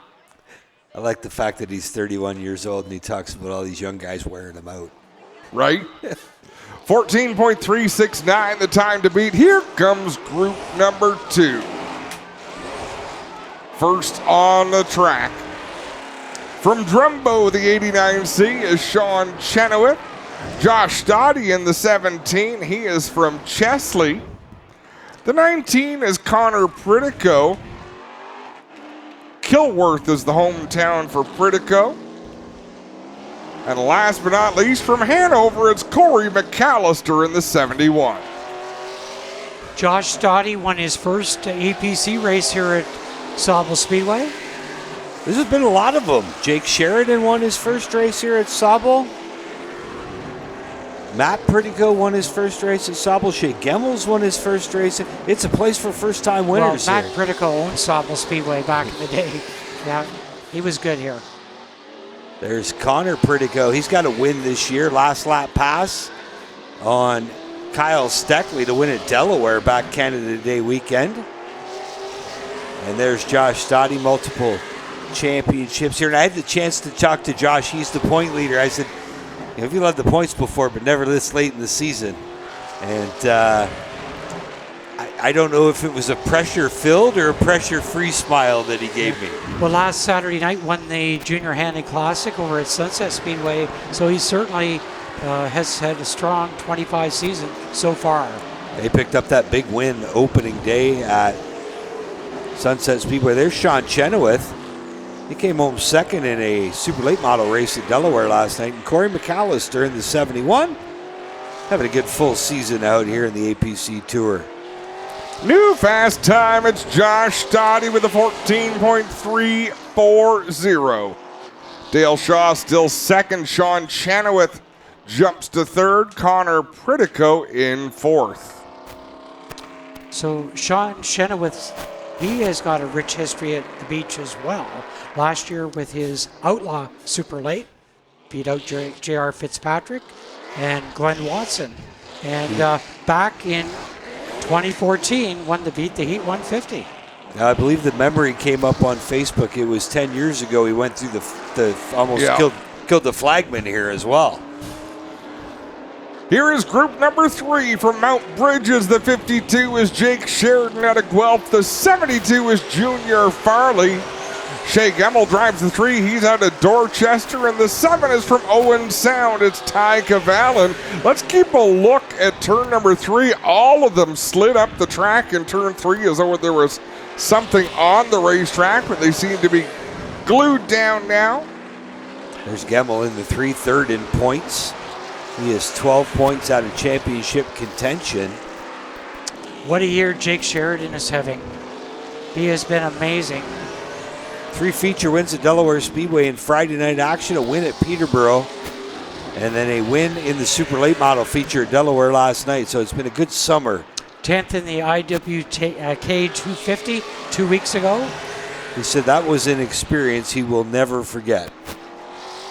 And if you've ever been there for the IWK, it is an experience you'll never forget. It's definitely a unique Canadian short track race. Should be on everybody's bucket list. The Sheridans have always done well here at Sauble Speedway. His dad, Ron, picked up several wins back in the day. Farley up into 5th. Checkered flag in the air. This is it. New fast time. It's Jake Sheridan with a 14.294. Junior Farley is 3rd. Shea Gemmel 5th. But Ty Cavallan back in the 11th spot. He was not able to back up the success he had in practice. Now our groups will contain 3 drivers each. From Windsor, driving the number 30, it's Ray Morneau. From Sauble Falls, the 81G is Andrew Gressel. And out of Milverton, the 22 is Kyle Steckley. Good to see Andrew Gressel, former champ, making a start here today. He's first start on tour here for this year for the Gressel. He raced here last Saturday night, and he raced back in June as well.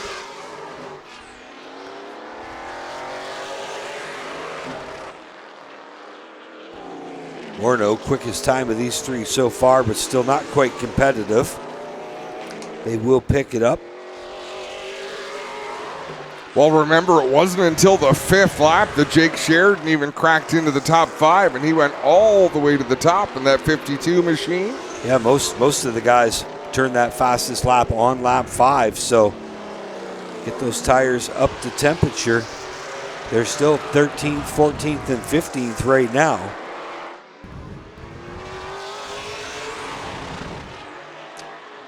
Kyle Steckley racing as well in the ASA Stars Tour, second place last weekend. Youngster has had a busy summer already. White flag in the air, so here comes the fast laps. Gressel to 9th. Steckley to 10th. Ray Morneau not yet into the top 10, and he's already seen the checkered flag. Gressel jumps into the top 5. Kyle Steckley down in 10th. Ray Morneau 13th with a 14.513. So if you're new to the series, the top 6 spots are locked into the top 6 positions. And then those top 6 will start in reverse order of point standings. Other than if you don't have perfect attendance, you can't start any better than 6th or 5th. So Gressel. That's not true anymore. You can miss a race and still be on the pole. I believe it's if you're Kyle so I believe he had a substitute, if I'm not mistaken. The 41 is Taylor Holdaway from Aurelia. The 18 is from Orangeville. It's Cole Quinton, and the 10 of Tom Gibbons. Cole Quinton's got some family here all the way from Arizona tonight to come out to watch him race.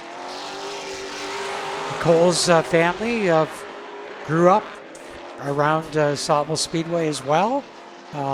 And the driver out there, number 10, Tom Gibbons, a regular here at Sauble every Saturday night. He has had some great battles this year with Josh Stoddy here at the track. Taylor Holdaway, he is the fastest car in practice earlier today. We'll see if the driver, the 41, can back it up.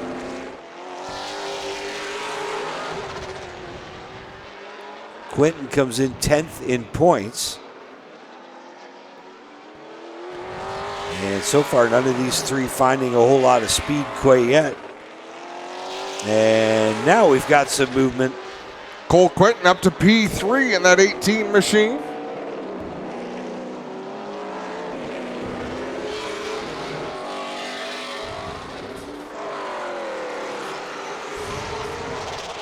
Good job by Cole Quinton coming home 3rd here. Yeah, the only driver in the final group, which normally they back up those times. So your epic raceware pole qualifiers, Jake Sheridan in the 52, Josh Stoddy 2nd in the 17. Then it's the 18 Cole Quinton, 72 Junior Farley, and 83 Dale Shaw rounding out the top 5. Gressel comes home 6th, Shea Gamble 7th, Sean Chenoweth 8th, Connor Pritigo 9th, and Joe Lawrence rounding out the top 10. In 11th is Kyle Steckley in the 22, 12th Tyler DiVincenzo in the 97D, 13th Corey McAllister in the 71, 14th is the 30 of Ray Morneau, and 15th the 10 of Tom Gibbons. Rounding out the qualifiers for tonight's APC 100 here at Sauble Speedway, Taylor Holdaway 16th, Ty Cavalin in 17th, and Kendra Adams in 18th. So good, clean qualifying session for the APC late models. What is next on the card is a feature I'm looking forward to. The Legend cars. The INX Legends, 26 cars make up the field. 25 laps is the distance.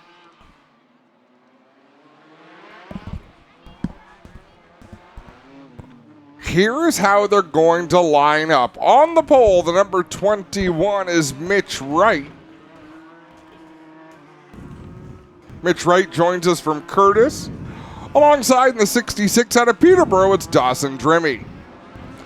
Starting 3rd, the 08 from Gravenhurst, it's Parker Traves. And 4th in the 97 from Woodville, it's Wes Cuthbertson. 5th, the 78 from Brampton is Matt Boyce. 6th, the 79 from Omimi is Adam Cuthbertson. Starting 7th, it's the 35 of Andy Camrath out of Allenford. Starting 8th in the 29, Austin Arnell. Arnell is from Ledford. Starting 9th, the 00B is Gibbs and Baker out of Bob Cajun. Starting 10th in the number 20, it's Cole McFadden from Woodville. 11th in the 25 from Whitby, it's Keaton Pipe. And 12th in the 00, it's Joe Adams. 13th, the number 90, is Jordan Latimer from Severn. 14th in the 51 is Cole Camrath from Allenford. 15th, the 31W is Jake Spencer Walt from Hawkstone. 16th in the 13, it's Landon Herring from Port Linden. Starting 17th, the 88 is Caleb Drimmy. Drimmy's from Peterborough. Starting 18th in the 49, it's Tom Eckensweiler from Shallow Lake. Starting 19th, the 82 is Matt Thompson from Elsa Craig. Behind him in 20th, the 37 is Nathan Killens. Killens from Aylmer. Starting 21st, he came from RB Maine. The number 33 is Paul Pirrick from Hastings. 22nd, the 629, it's Rob Eggleton. 23rd, Mackenzie Milwain in the 19 from Holland Landing. 24th, the 78S is Joe Sherman from Angus. 25th, Bob Bailey in the 15 from Palmerston. And rounding out the field, the 02 is Andrew McFadden from Woodville. Clint? Well, guys, we're back here in the pit.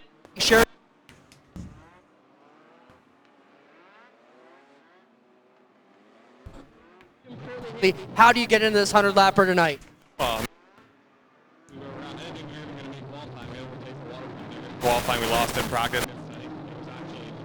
Turn there through practice, getting some water on the right front. So that was a good find, and happy that worked out. But man, we got a really, really tight field. Our car's decent. I feel like I'm not happy with the balance yet, but the racetrack just seems weird right now. We're all slower than normal, and we just seem to be off in time. So I really hope that works out for us in the long run. Some really, really great cars here, and I really can't thank all these guys enough. I got to take a minute in case I don't get to later. Just thank everyone that jumped in here, the whole McCall's team, Paulie, Pete Vanders jumped in, and the Priticos brought us a bunch of food afterwards to eat when we got through tech. And, you know, the camaraderie around here is awesome, and what I love about this series, and everyone did a great job, so I really appreciate it.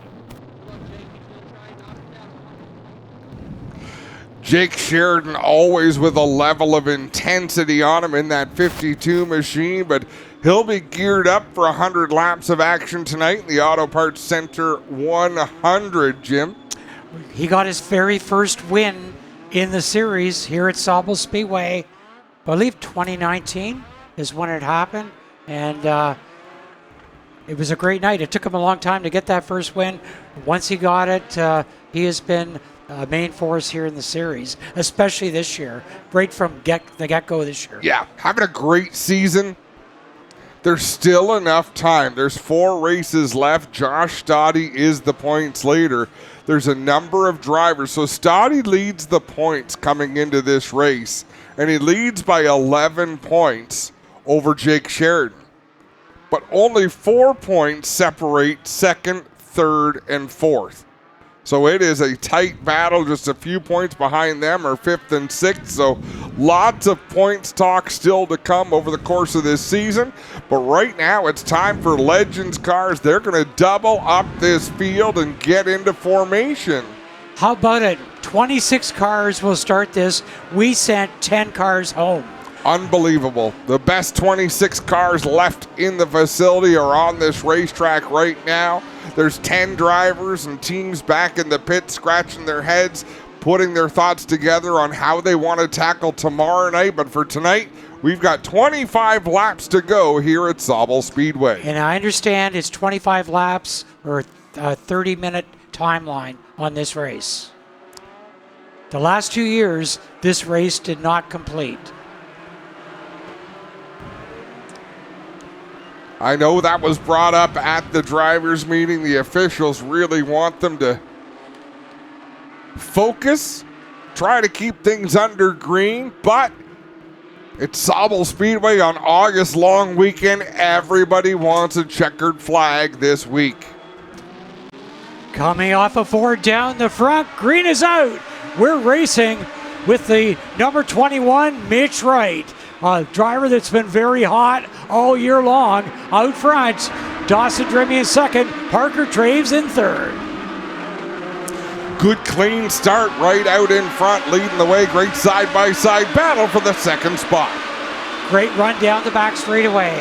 It is Mitch Wright out front, and he goes to the Big lead right off the bat. Traves in second, Drimmy in third. Coming by to complete lap 2 here at Sauble Speedway. Great side-by-side action through the pack. 2 solid grooves for these cars. In fact, there's really 3 grooves for these cars, but rarely do you see them any more than 2 wide. Coming by one more time, Mitch Wright continues to lead it. Building on his lead in second. We have got Parker Traves in third, Dawson Drimmy. Matt Boys is fourth. Adam Cusperson is fifth, followed by Wes Cusperson, Andy Camrath, Austin Arnell, and Gibson Baker. Caution on the track. Couple of cars tied up on the front straightaway. That's Matthew Boys, I believe, one of them in this. Sherman in the No, Joe Sherman. Yeah, Sherman, who qualified through the B main. Actually, both those cars. Both of them did. Him and Eggleton getting together there at the back of the pack. We've got some great cars up front in this race. Mitch Wright, very strong all year. How about Andy Camrath in a legend car here at Sauble Speedway? A track that he started at in a junior late model, progressed on to a super stock, onto a limited late. Yeah, what hasn't he driven? Oh, wow. And former APC feature winner at that's right. Yeah. At Flamborough Speedway. Driving the 89C, if I remember right. It's renumbered. Yeah. I think that there was 2 cars at that time out of the LRR stable. Really? And I believe... maybe you're right. I believe he was in the 35 that night. Of course, he became a legend in the modified series. And racing the legend this year, his son racing a junior late model. They've been here at Sauble Speedway several times together this year. Andy driving the legend and his son driving the junior late model. Don't sleep on either of the Cuthbertsons, long-time legends, I guess. Legend veterans. Adam Cuthbertson and Wes Cusperson, 79 and the 97. I was interested, looking forward to see how Jake Spencer Walt does here tonight. Moving up from the junior cars. And did very well here at Sauble in the past in a junior late model. Coming over for the invitationals. If he's got half the talent his dad does, he'll be okay. In 2018 here at Sauble Speedway, his dad won 6 feature races, track champion. He's won a few APC races over the years as well. Yeah, Ricky's been good in everything. Another thing they talked about earlier, the officials of the Ontario Legends, was shorten up these yellow flags. They want to get back to green flag racing much quicker than they had been. Look at this, they're going to go green, and the tail end of the field just coming out of turn 2. So they're going to be in lap traffic early. They're up and running, off they go into 1. Battle out front, Mitch Wright, he'll squirt out front. Mitch Wright, Parker Traves, Dawson Drimmy going at it. The top 3 cars coming by. Then you got the 78 of Matt Boys. And then Adam Cusperson in the 79 and Andy Camrath in the 35. Great run so far. The 20 working his way through the field as well. Cole McFadden, always strong here at Sauble Speedway. 5 laps in, 20 to go. So far, it's been all Mitch Wright, Jamie. Great field of legend cars here this weekend. We had cars that went home not even making the show tonight. It's Wright leading the way. Traves goes second. And Dawson Drimmy in third. As you see the mid-pack battles going on there down into turns 3 and 4. There is Cam Rath right in the mix of that. Austin Arnell in the 29 starting to come up through, as is Smokin' Joe Adams, hometown driver here in that 00. He's driven everything here, street stocks, and he's the money driver, Jamie. Attack a dollar bill to it, and there goes Smokin' Joe. He's made some treks down to Delaware Speedway. Always good to see him on the travel. Of course, he's been making the Legend Series his home for the past few years, and always good to see Smokin' Joe competitive here at Sauble. Mitch Wright, what a run he is having. Parker Traves in second, Dawson Drimmy in third. Oh, trouble, front straightaway. Cole Camrath and Jake Spencer Walt have been battling hard. They each got a little bit out of shape in turn 4, got together. Two former junior late model drivers going at it, and the 51, Cole Camrath, sits in the infield. Just great hard racing, and I'm not sure which one of them got sideways in turn 4, but they were side by side, so it was so close. Contact was inevitable. Cole had a podium finish over at Sunset this year. I'd be surprised if we get a replay of that too, just for where it happened and what part of the field, maybe from the speed shot. Indeed. You see, they were just coming off. If you can show that again, trailer, the two of them were collecting their cars off of turn 4. I just think some incidental contact there between the two. Unfortunately, Camrath got the worst of it. You can see them battling up in 4. Yeah, Jake Spencer Walt got a little bit sideways and correcting himself. Got into Cole Camrath. And that was all she wrote. Sauble Speedway will have the Legends again tomorrow night, and we've got a shootout coming out up here at Sauble Speedway for the Legends. I believe it's on the 16th of August, and that is going to be another big night for these cars. Image Wraps are bringing you the shootout for the Legends on August 16th, so we expect drivers in from all over Ontario that night again. Big money on the line that night. So the officials, hats off to the officials. They doubled them up with 2 to go. Now the white flag is out. The field is all assembled. So it was a little bit ragged the last time, but I love that they're trying to get this race in. They do have the choose rule, correct? It looked like there was, cars 2, 3 at a time going to the outside. Yeah, it could be. I don't want to be stuck up there. Nobody will notice me. The cone is out there. Okay. Looking for the green, coming by one more time. Mitch Wright will lead them to green. 9 complete, 16 to go. We have got the 08, Parker Traves second, Dawson Drimmie in third. Then the 79, Adam Cusperson and Matt Boys. There is racing throughout this pack. I guess that's what you're going to get when you get this many Legends out there. Well, you got the best of 2 different organizations here tonight. The Great Lakes and the Ontario Division. And they're here for one of their joint races. And that is why we have so many cars and such a great race going on. 3 wide down into 1 and 2. Gibson Baker, what a move. Picked up 2 spots there. 21 Mitch Wright out front. In second, we got Parker Traves, Dawson Drimmie. They started 1, 2, and 3. Adam Cusperson is next in the 79.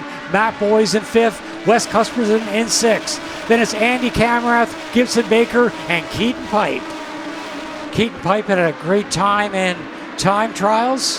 Has to work his way through in this one. There's some action deeper in the pack.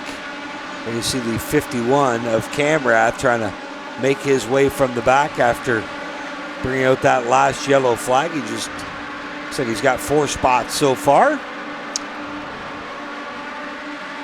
Cole has a lot of experience here at Sauble Speedway, running many years in the juniors. Right now, a long way from Mitch Wright at the front, who is starting to build on the lead as we have had a long run this time. Well, Wright has opened up a little bit of distance over Parker Traves. Traves has his hands full. There you see the 66 of Drimmie breathing down his neck. Adam Cuthbertson in 4th, also in the mixed. That's all going on about a second behind your leader. Mitch Wright's in the lead. In second, Parker Traves. In third, the 66, Dawson Drimmie. Then we've got the 79 of Adam Cusperson. Matt Boys on the way up. He sits in 5th position. 7 laps to go. They're on the longest green run of this feature event. And right now, Mitch Wright, who started on the pole, he looks unbeatable so far in this one as we complete lap number 19. And Mitch Wright has had his way with this field again, opening up now a 1.2 second lead over Parker Traves. Traves just ran his fastest lap of the night, but so did Mitch Wright. And it was a little bit faster than Traves as he keeps creeping away. We have got 5 to go now. The 21, Mitch Wright.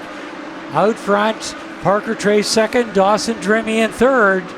The battle now looks like it could be for second, third, and fourth as we have 4 laps to go in this one, which has been the Mitch Wright story. Big problems on the backstretch for the 78.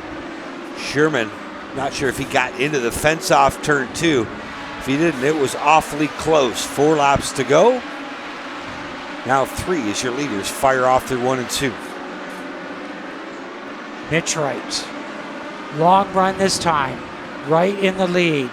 Parker Traves second, Dawson Drimmie third, Adam Cusperson fourth. Then Matt Boyes, Wes Cusperson, Gibson Baker, and Keaton Pipe. And if Traves has a chance, here it is. Wright got tied up going through lap traffic. Traves is there. This one's a long ways from over. White flag coming out this time by. Cars racing in front of your leaders. Traves looks to the bottom, can't get it done. The 21 of Wright slams the door. Off turn 2 for the final time. Traves gets Wright loose. He'll have to follow right down into 3 and 4. This one is still far from over off turn 4, but it's going to be Mitch Wright just holding on. It looked like he had it all wrapped up and then got bottled up behind some lap traffic. It allowed Parker Traves to close in on him. And what was a 1.2 second lead quickly evaporated down to a 1/10 of a second. The light switch came on. And hats off, kudos to these Legends racers and the officials. Last year, they got curfewed. The race went so long they weren't able to finish it. This year, they got it done in just over 12 minutes. Exciting racing, lots of action. Folks, if you want to see more of that, they're back tomorrow night for an even bigger event. And how big do you think Parker Traves' eyes got when all of a sudden he saw the 21 of Wright get tied up in traffic and he got awful big in the front mirror or front window? Oh, I mean, that's what it's all about. That's why you stay up on the wheel even as the leader's getting away. Clinton Jeffrey is on the scene. Well, guys, Mitch Wright jumps out of this car. He led for the duration, but he almost saw it go away. Mitch, let's talk about that. It was close. Parker took a run at you at the end, but you're able to maintain on the white flag lap. Yeah, I was just trying to stay alive with lappers, and I know they were kind of having their own race, and I didn't want to impede on that, but I think I laid up a little too much, and all of a sudden Traves is right there, so we flat-footed her till the end. So, what do you do to get ready for tomorrow? You know what, man? I have had the worst luck this season, so to get back here is unreal. We won the championship last year, and it's just been thing after thing. So we've spent a ton of time in the States getting ready. We are mentally focused, our car's focused, our team's focused, and we're here to sweep the weekend. Good luck tomorrow. Thank you. Mitch Wright, everybody, picks up 1, looking for 2. Tomorrow, Parker, you almost had a run there at the end. He was able to hold on. Lap traffic nearly gave you a shot, though. Yeah, we just didn't have the speed he did, and got into him a little bit and just racing and just didn't have enough today. How did the 2-day show change your outlook? We got to do some homework tonight and get it dialed in for tomorrow. Right on, there's Parker Traves, your second place. Dawson Drimmie, go out to drive for you. Third place, these guys had a heck of a show, but you were in it, man. Only 1 miscue from them, and you could have won this one. How do you feel about your doubleheader weekend? I think we started off on the right foot. You know, the car was pretty fast today. We were right there, honestly. Mitch got into lap traffic a bit, and it tightened the field up, so it was anybody's game there at the end. Right on. Dawson Drimmie will be your third place driver. Parker Traves second, and your winner, Mitch Wright, gets it done. How about it for the Legends cars, everybody? Let them know you appreciate their show. They'll be back tomorrow, and we'll be back live here from Sauble Speedway in just a moment.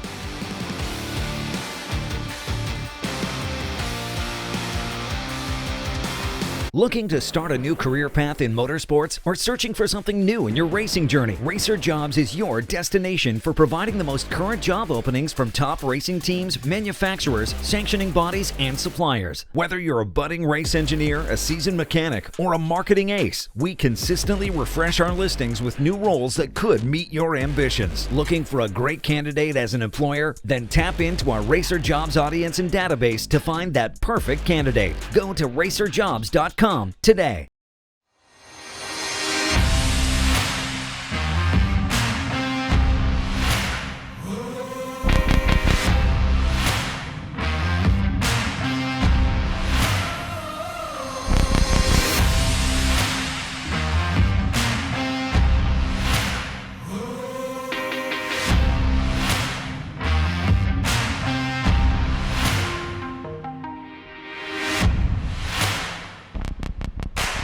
Calling all race fans. We have launched a new travel site where the race fans can enjoy free savings and upgrades on all of their travel needs. RacerTravel.com is free to join and unlocks unpublished bookings and rates for our racing community. Up to 50% off on more than 1 million rooms across the U.S. and Canada with unpublished discounts on hotel bookings. Unlock a hidden selection of hotels and rates that cater to your travel preferences. Whether you're heading out to the track as a competitor, fan, or anything in between, use Racer Travel for all your race, business, and vacation travel needs. Welcome to the home of all race fans, Racing America, live short track racing. Looking for the green flag, and the Snowball Derby is underway. Exclusive NASCAR Cup team content. Enjoy competing with your teammates. You already know. Behind the scenes access. Great car, puts on a great show. I'm excited about it. Claim your front row seat to watch the excitement. Mission accomplished. And drama. Car lifts up in the air. From grassroots to NASCAR. Join us at the home for race fans everywhere. You're watching Racing America. Right here on Racing America. Racing America. It's in our DNA. In the fast-paced world of racing, communication is everything. When it comes to at-track communication, Racing Electronics is the leading provider of professional race communications. From driver and crew communications, two-way radios, headsets, scanners, custom hearing protection, and more. Racing Electronics is your go-to destination for all things motorsports. Before the green flag waves, ensure your team is equipped with communication gear from Racing Electronics. Visit a Racing Electronics representative at the track, stop by their showroom in Concord, North Carolina, or shop online at racingelectronics.com. The My Race Pass app is your motorsports headquarters on race night. With over 800 organizations across multiple forms of motorsports, you'll always have the information you need in the palm of your hand. Race day information with official entries, lineups, live timing and drag racing timing slips, official results, point standings, announcer audio, fantasy racing, and so much more. Don't be left in the dark on race night. Download the My Race Pass app today in Google Play and the App Store. My Race Pass, the ultimate racing resource. Welcome back to Sauble Speedway, where Castrol presents the APC Late Model Series. And the Auto Parts Center 100, as you can see, lining up on the front straightaway as soon as the cars all make it out onto the racetrack. We will introduce the starting lineup, but Jamie, Jim, a great day here in Sauble Beach. Hope everyone had a good time. If you're at the campground, if you're at the beach, wherever it was. But a lot of people made the choice, rightfully so, to head out to the Speedway and catch a night of entertainment. And the racing has been exciting so far. It's been a lot of fun to watch, but I think we're in for the best show coming up next. Well, I believe I've heard that this is the best crowd there's been here in years. The place is pretty packed here tonight, and good to see. Always fun to come up to Sauble, hang out with our friend Jim up here in the booth, watch some stock car racing. This is again a place of firsts for the APC Tour. We saw Matt Pritico win his first race here. Shea Gemmel got his first career victory here, as did. Check that out, Jake Jamie. Sheridan. I'm looking at the drone shot from overhead. There's you can't see much grass to park on left. Nope, and that's fantastic. That is a great shot. Yep. Thanks so much for coming. Don't get in any fights when it's time to leave, because that looks like a kind of puzzle that's tough to undo. So we also saw Brandon Watson win his first race here of his APC career, and first time we ever went caution-free for 100 laps was here at Sauble Speedway. He went green to checker. Yep. 25 minutes. Brandon Watson had a great career here at Sauble Speedway. No matter what he came to race in different divisions. Got to see him race last night in the Super Late at Delaware. There's 4 really fast cars, and he was one of them, but they had some trouble midway through the event and were unable to finish.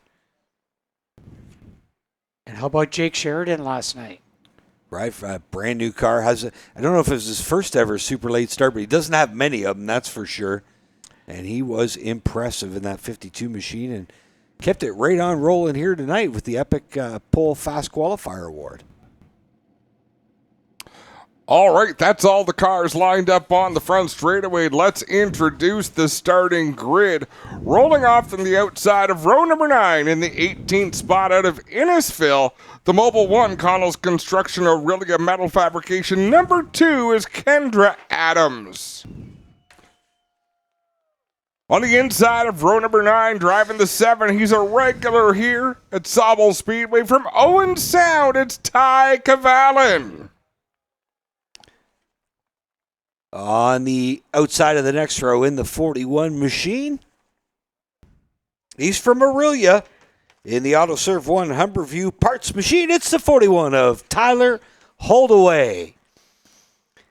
And alongside him from Southampton, in the CarQuest Port Elgin Gibbons Concrete finishing number 10, Tom Gibbons.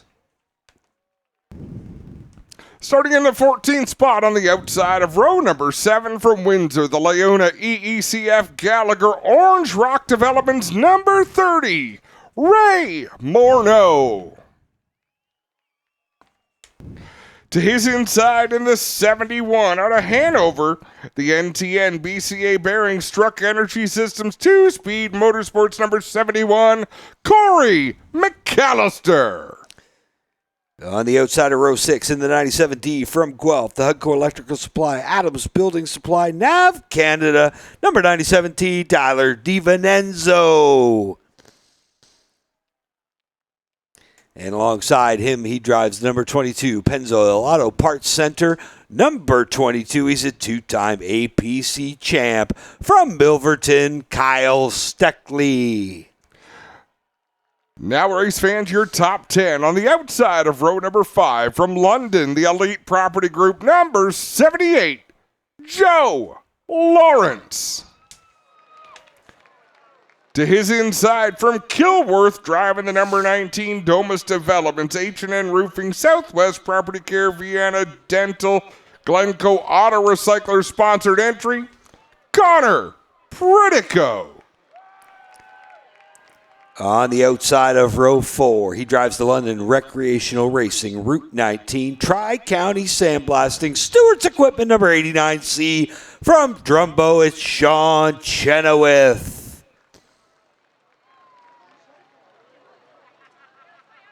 And rolling off 7th, he drives the Auto Parts Center Miami Muscle sponsored number 3 from Dorchester.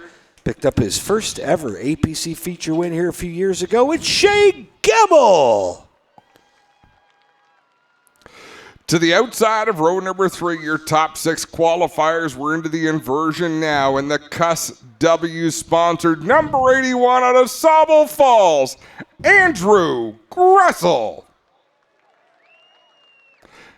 And starting 5th from Chesley, the Canadian Flat Roof Systems Nickel Insurance, APC Vinnie's Masonry Piccoli Construction, number 17, Josh Stoddy.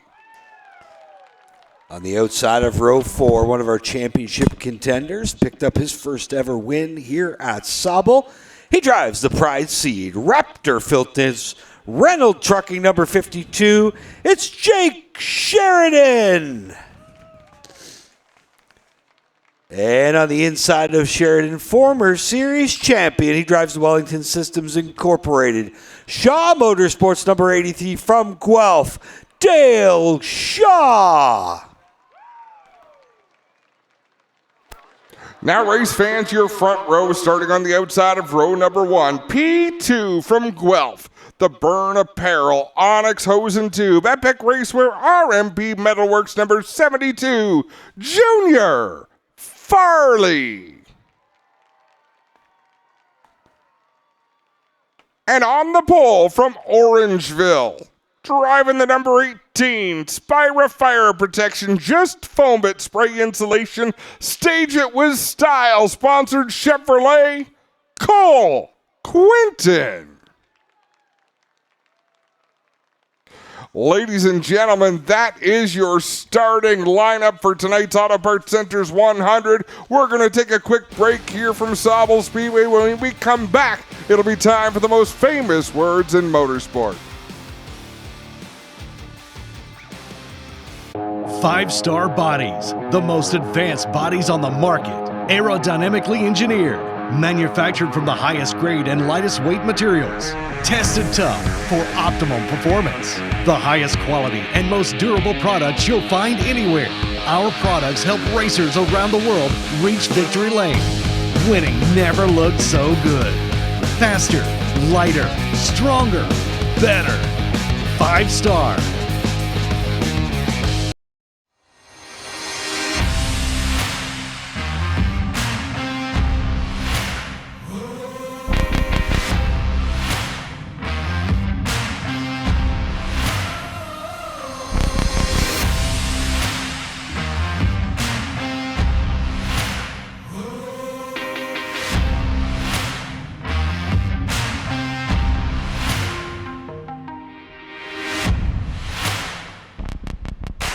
Step into the fast lane with the Race of Champions Modified Series, only on RacingAmerica.tv.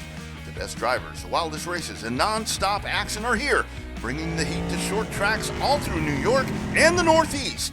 From nail-biting finishes to fierce rivalries, this is modified racing at its best. Don't miss a minute of the excitement.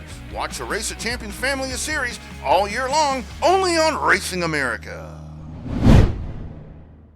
Looking for fast-paced action? Get your heart racing at Cordeo Motor Speedway. Catch the best drivers from the Southeast compete on the high-speed 3/8 mile oval right in Cordele, Georgia. Just a half mile from I-75 at exit 104.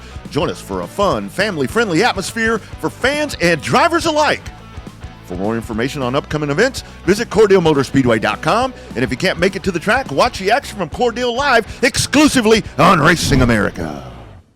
Looking to start a new career path in motorsports or searching for something new in your racing journey? Racer Jobs is your destination for providing the most current job openings from top racing teams, manufacturers, sanctioning bodies, and suppliers. Whether you're a budding race engineer, a seasoned mechanic, or a marketing ace, we consistently refresh our listings with new roles that could meet your ambitions. Looking for a great candidate as an employer? Then tap into our Racer Jobs audience and database to find that perfect candidate. Go to racerjobs.com today.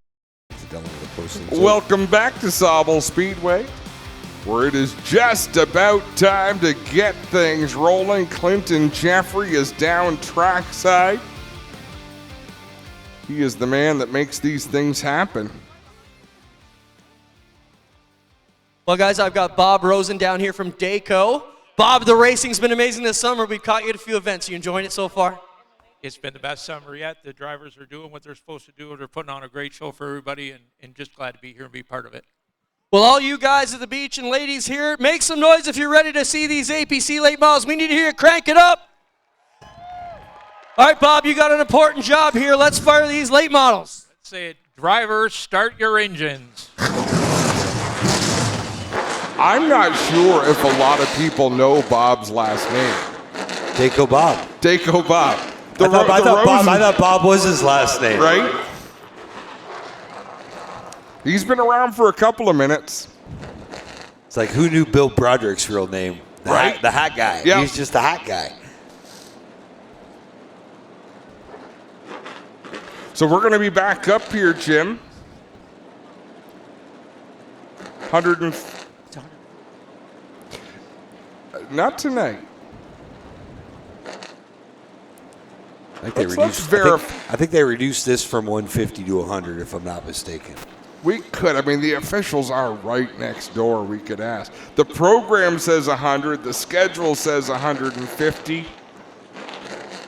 Race Monitor says 95.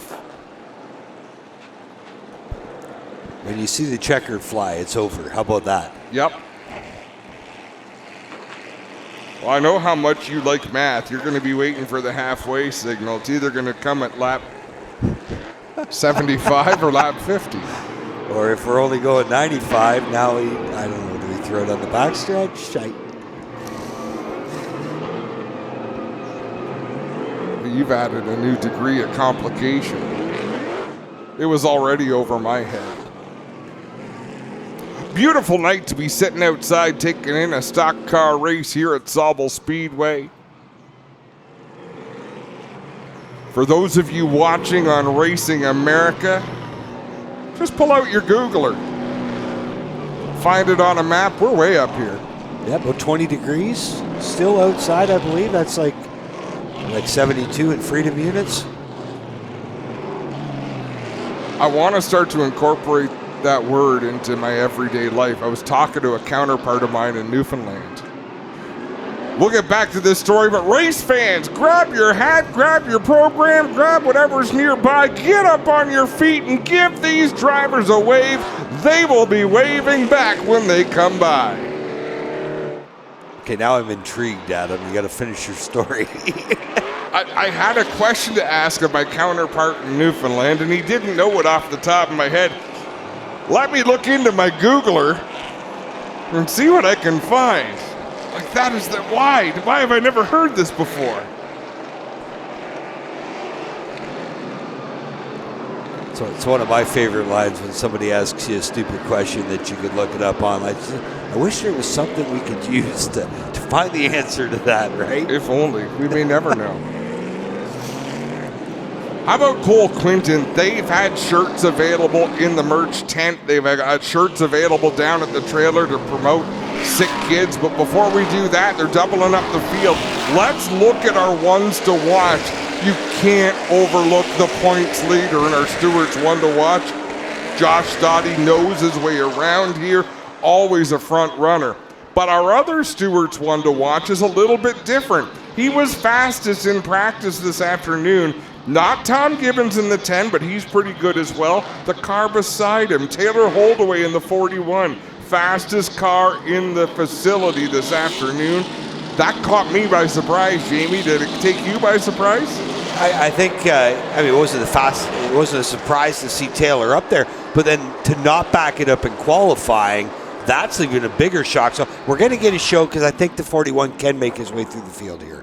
Got a long way to go, 100 laps to get there. We're about to go green in the Auto Parts Center's 100. Cole Quinton in the 18, Junior Farley in the 72. Green flag in the air at Sauble Speedway.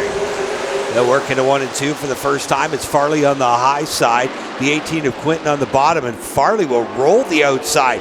Now Jake Sheridan trying the outside as well. They're all picking up with Cole Quinton down at 3 and 4. Junior Farley going to lead the way. Jake Sheridan up to that second spot. Cole Quinton trying to get those tires up to temperature as quick as he can to fight back on the inside, which will become the preferred groove. Yellow out. I think they might be penalizing Junior Farley for jumping the start here. Junior got out front early.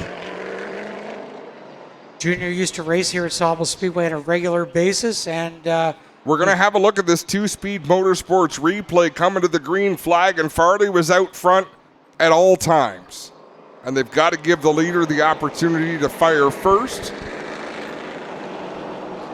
And you can get away with it once. Yeah, I don't know if there's a penalty or not, or if it's just a matter of restacking the field and doing it again. There are places we go where we are in the same physical room as the officials, and we can really hear what's going on. Sometimes the fans get to hear a lot of what's going on in the officials' room because they can light that room up blue with the language.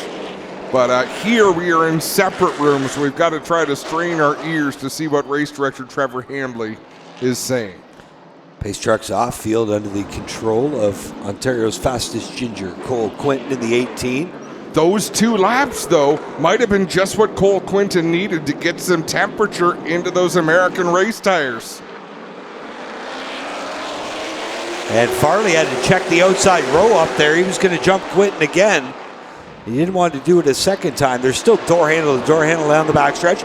Quinton on the inside, Farley up top, and how about Junior Farley? He shifted in the corner, but scooted way up the banking.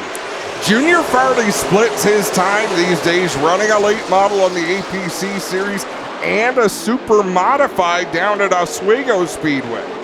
How about Jake Sheridan trying to get it done on the top side as well in the 52. He's to the outside of Cole Quinton. Dale Shaw runs fourth. Sean Chenoweth just outside of that top 5, but he got around Josh Stoddy in the 17. He's going to pull down in front of our points leader. So Sean Chenoweth, he knows his way around this racetrack. Now Sheridan tucked in the line behind Cole Quinton and now falls under fire by Shaw. Now Shaw gets pushed to the outside lane, and here comes the Sauble Beach Road Warrior, Andrew Gressel, former champs, going at it. Gressel in the 81 and the 83 of Shaw on the high side. Side by side down the back straightaway into turns 3 and 4. They remain wheel to wheel in lockstep around this racetrack.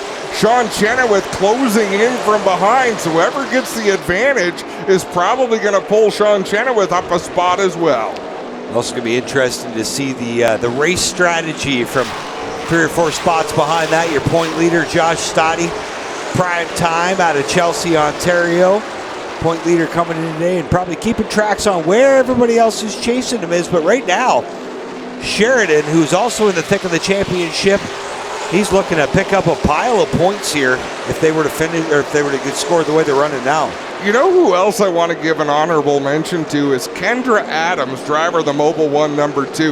It has been a steep learning curve for her joining the APC series. She's run near the back. She's in a Rookie of the Year battle with Corey McAllister in the 71, but she's keeping up with the pack right now in that 2 machine.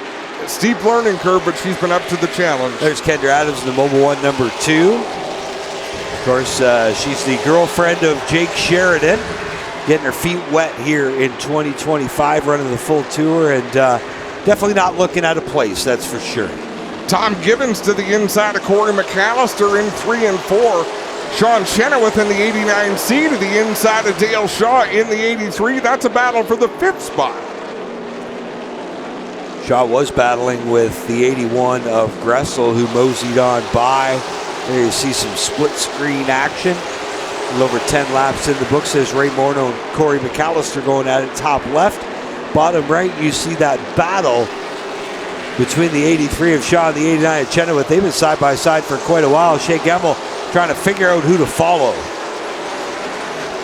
Dale Shaw's doing a great job on the outside, but I'll say this all season long, the racing has been very respectful in my opinion. Yeah, we haven't messed up a whole lot of race cars this year, which is always good. Keeps the car count up. We banged up a couple at Delaware in July, but that was about it. And finally that battle quiets down just a bit.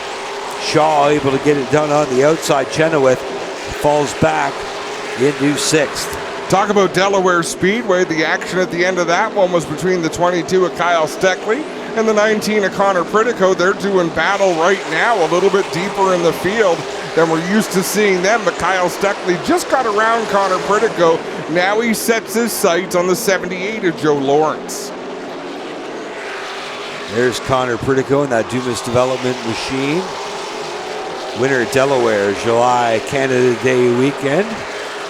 The Ivor Jones Memorial. He's tucked right up under the bumper of the 22 of Steckley, who's going to work on the 78 of Lawrence. Couple champs there, Steckley and Lawrence. How good is our camera crew? We just talk about something, all of a sudden it pops up on the camera. Whoa, little bump and run, Shea Gemmel on Sean Chenoweth.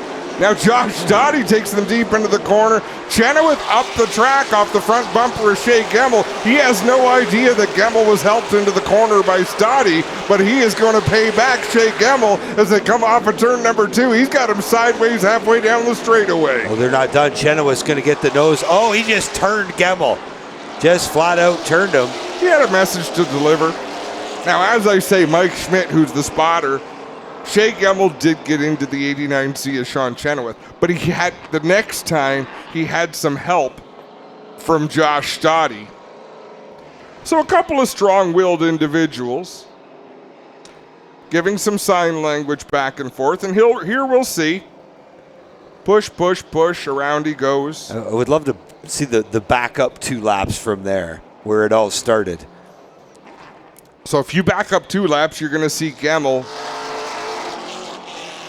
loosen up the 89C at Chenoweth a little bit. And then the next lap, you're going to see Gemmel just rout him, but with Josh Dottie right behind him as well. So it's possible Chenoweth might have slowed down for the corner a little bit more than he needed to. This is the second time in a few weeks we've seen Shea Gemmel be at the eye of the hurricane. You know what? It's his racing style. And I thought about comments I made after the fact because I kind of praised Cole Quinton for, hey, you've put up with it enough. You gave it back. But that's the give and take that is stock car racing. You have to give back. If you get, you have to give, or all you're going to do for your whole career is get. Yeah. So they will get a chance to reacquaint themselves at the back of the pack. So I have a feeling the choose rule will make things interesting here tonight. Guys, I want you to take a look at the 17 of Stoddy. That nose is all kicked in on it. Not sure when that would have happened. And he was on our talk show this week, Jamie, and he told us you can absolutely choose the outside here, as we saw the leader do. It does not hurt you like it would at some of the other places we go to. So outside is just as good here at Sauble. He pushed Gemmel into Chenoweth and got Gemmel into a lot of hot water, Clint. Well, and that's one of the guys that's chasing him for the championship, too. Josh Stoddy, maybe that's part of the Josh Stoddy big picture. I don't think so this early in the race, but it was fun to watch. 18 laps in, 82 laps to go. The jump on the high side by the 72 of Farley. And that time he was allowed to because he's the leader. Quinton's not done, though. He cleared Quinton last time he did it. Pulled Quinton on the bottom. Fighting back, they're still nose to nose down into 1. Oh, trouble. Jake Sheridan gets into Andrew Gressel. Gressel goes around in turn number 1.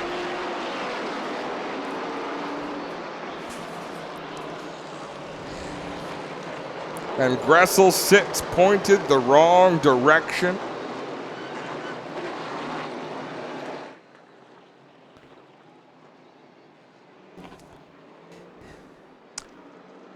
See this one more time down into the corner. He was kind of in there. He was squeezing Sheridan down for sure.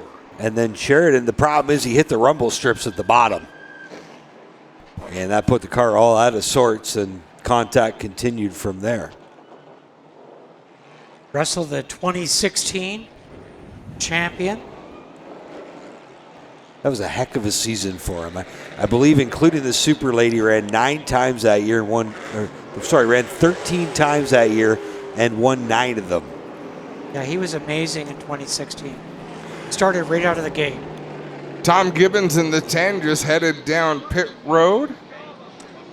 Tom has had one heck of a year here at Sauble Speedway, racing every week.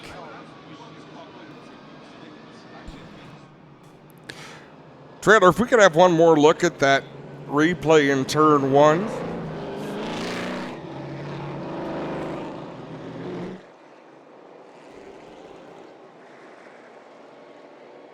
That's kind of a racing deal. I mean, you could see that Gressel was trying to get to the inside, but Sheridan, there wasn't much lower Sheridan could go. No, like I said, when he bounced off the rumble strips, that's when shot him off. I mean, you hit those rumble strips, you're going right up the track. There's just nowhere else to go. Gibbons back on. There's the Burn Workwear machine. Junior Farley. Junior with a win at Sunset a year ago, May. Yeah, won the season opener last year, his first career win. Won a race there in the old All-Star Series as well.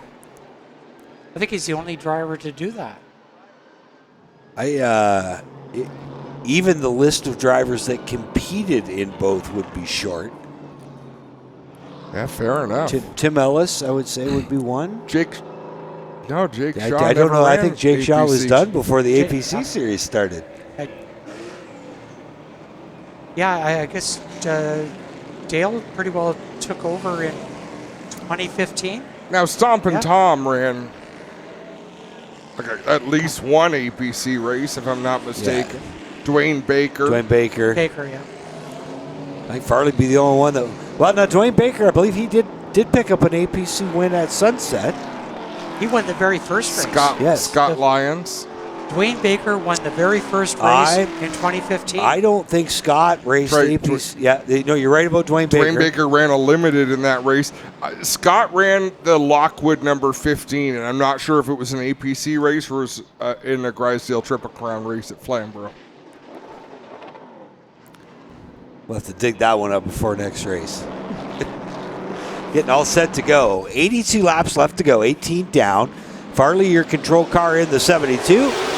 They blast off under green and work their way down into one. And out of two, Farley gets the jump. Here comes Sheridan now. He's been on the outside of Quinton a few times, has yet to be able to close the deal. Off turn 4, down to the stripe. Still Quinton keeping his nose in there on the 52. Yeah, Quinton's car's rolling the center very well down there. A little bit of contact between he and Sheridan. Now Sheridan going to tuck in line down into turn number 3.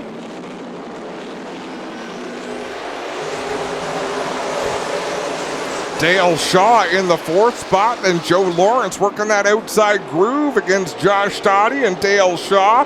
3-car battle for the 4th spot. Joe Lawrence has been here at Sauble 3 or 4 times this year. Has always done very well here. I believe it was his first late model win was here driving Getz's car back in the day. 5-6 years ago maybe. Kyle Steckley creeping his way through the standings. He runs in the 7th position. Still early in the going here, only 22 laps complete. Junior Farley comes into tonight 7th in points, so a good finish here for that 72 could really move him up into the top 5. He's got his hands full though. Cole Quinton tucks the nose of that 18 machine right up underneath the spoiler of the 72 and giving him fits right now, filling that rearview mirror. Look at Taylor Holdaway as well in the 41. He's worked his way well inside the top 10. He was well back there early in this race. Yeah. Corey McAllister had fallen back almost to the back of the field. He's up there battling with Critico. Critico had a great race here last year and raced very well in the Jeff Cassidy Memorial. Says his track is a lot like Delaware in the corners. How about Gemmel? He's picking up spots on the high side, back to the lead with Farley and Cole Quinton. Jake Sheridan playing kitty by the door right now. Steckley and Stoddy having a battle. Right now, 6th and 5th place there, battle it out hard. Steckley trying to get that inside track position. Stoddy able to close the door. Cole Quinton having another look at the inside of Junior Farley. Contact for the lead. Quinton to the inside, Farley up high. Sheridan trying to figure out who to follow. He's going to stick the nose of that 52 on the bottom. Going to try to work with Cole Quinton to get by the 72, and he will clear Farley. Oh, Quinton just got turned down in. And there's some heavy damage to the right front. Oh, just took some of the pretty off it. See? And you could see Junior Farley positioning himself down the front stretch. He didn't like the way Cole Quinton, I shouldn't say that. I don't know what he was thinking. Cole Quinton made some contact with Junior Farley to make the pass for the lead, but then Farley clearly squeezed down to make sure he had a run at a piece of the back bumper. Jake Sheridan was on the inside, but all he needed was the right rear corner of the back bumper of the 72 or of the 18 machine. Tough break for Cole Quinton, engineering student at the University of Waterloo. And so with Cole Quinton, he knows his days are numbered. He's going down south to work for Joe Gibbs Racing. That is a given. he's only got a certain number of races left. He wants an APC Series win. He has got his work cut out for him tonight, though. Got a lot of cars to pass now with 28 laps in the books. A couple of good starts for Cole this year. I believe they're sending Junior Farley to the back for that. And he earned it.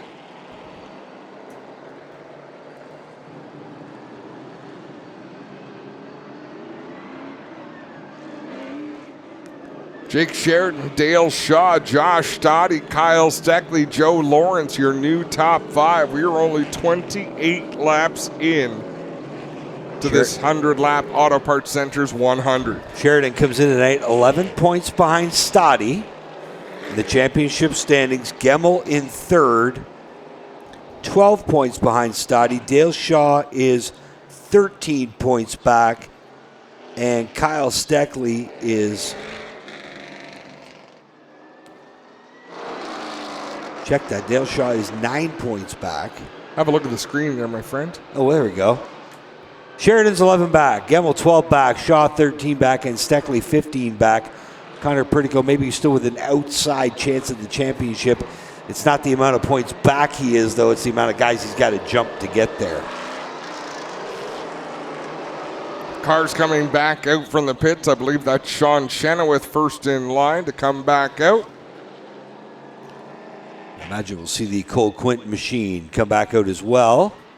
Tyler DiVincenzo. And I believe that's Cole Quinton right behind him as they poke up out of turn number 4. Time to choose. Jake Sheridan takes the inside, Shaw to the outside. Ray Morneau doesn't want anything to do with the outside. If you're a Shaw, you do nothing else but take the high side. That's very true. His dad and grandfather always did. Well, in fairness, they took both sides because they'd go in on the outside, kick their car sideways, and wherever it went from there, it went, but they could control it. So field getting assembled off turn 2. Looks like we are going to get the one to go next time. Oh, no, green this time by. No, one to go. One to go. The lights are out on the truck, but not on the track. Sean Gibbs with one finger in the air. And the green flag furled up to signify one more time around. So Sheridan will be the control car, the 52. He had a busy weekend for him. He was victorious last night. Super late model action at Delaware Speedway. Led wire to wire and held off a strong Sean Chenoweth. It was a pretty good race at Delaware. We'll see if he can back it up and make it 2 for 2 on the weekend. Prime starting spot here on the restart for the 52 of Sheridan. Trying to win here at Sauble for the second time in his career. Sheridan will close the deal off turn 2. Shuffle Shaw back to 3rd. Meanwhile, your points contenders, your point leader, Stoddy in the 17. He just got passed by Steckley. So Steckley up to 3rd, Stoddy back to 4th. Dale Shaw pokes a nose to the inside of Jake Sheridan. He's got track position on the bottom of the racetrack. Sheridan outguns him off of turn number 4, but Dale Shaw flexing a bit of muscle. Sheridan's car is shooting up the racetrack at mid-corner. Shaw not able to get close enough that time. A little rub with the bumper off turn 4. Down into one, they'll work again. And still Sheridan showing the way over Dale Shaw, but that 83 is pedaling. I think it's go time for the front 2 because look who's coming in 3rd. Steckley, who has been very strong the last 2 years here at Sauble. He has just methodically worked his way to the front, sits 3rd right now. And the one thing I find about Kyle Steckley, despite his youth, the amount of patience he has is tremendous.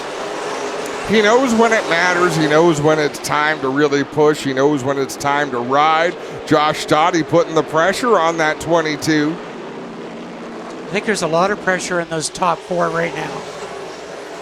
I think it's only a matter of time before Dale Shaw figures out a way by Sheridan. Sheridan unable. Oh! Corey McAllister into the back of the 3. And Gemmel goes around.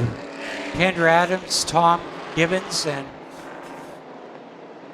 yeah, Kendra got woed up. Tom Gibbons tried to get woed up, so not sure how much damage there will be on the left front corner of that 10 machine. Let's have a look at the replay.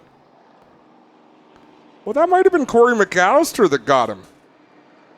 Please show that again. Someone got the back bumper of the 3, but I'm not sure if it's McAllister. I believe it was McAllister. Who was on the outside.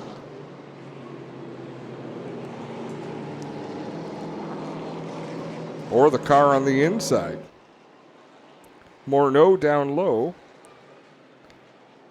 That was so bizarre. I think McAllister might have touched the 3 there to put him around, but Morneau went sideways into the turn, did he not? Yeah. Like they were all 3 having their hands full.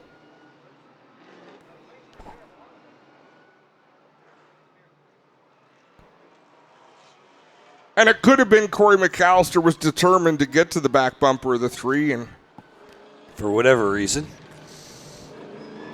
It's always a reason.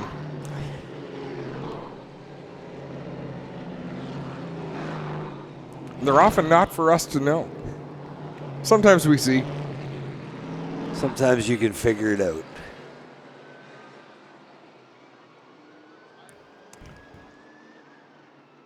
So here scoring, just getting the lineup situated.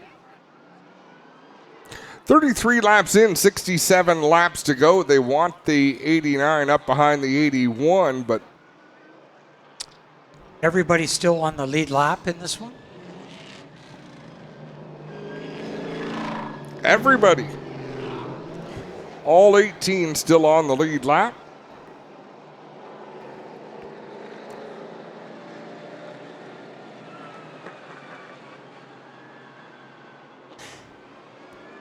Interesting race. That top group of cars.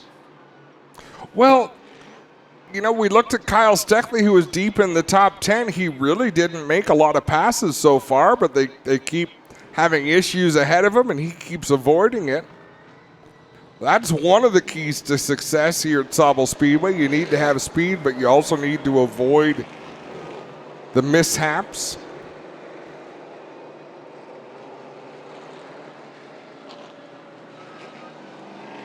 Interesting in interviews with all the different drivers when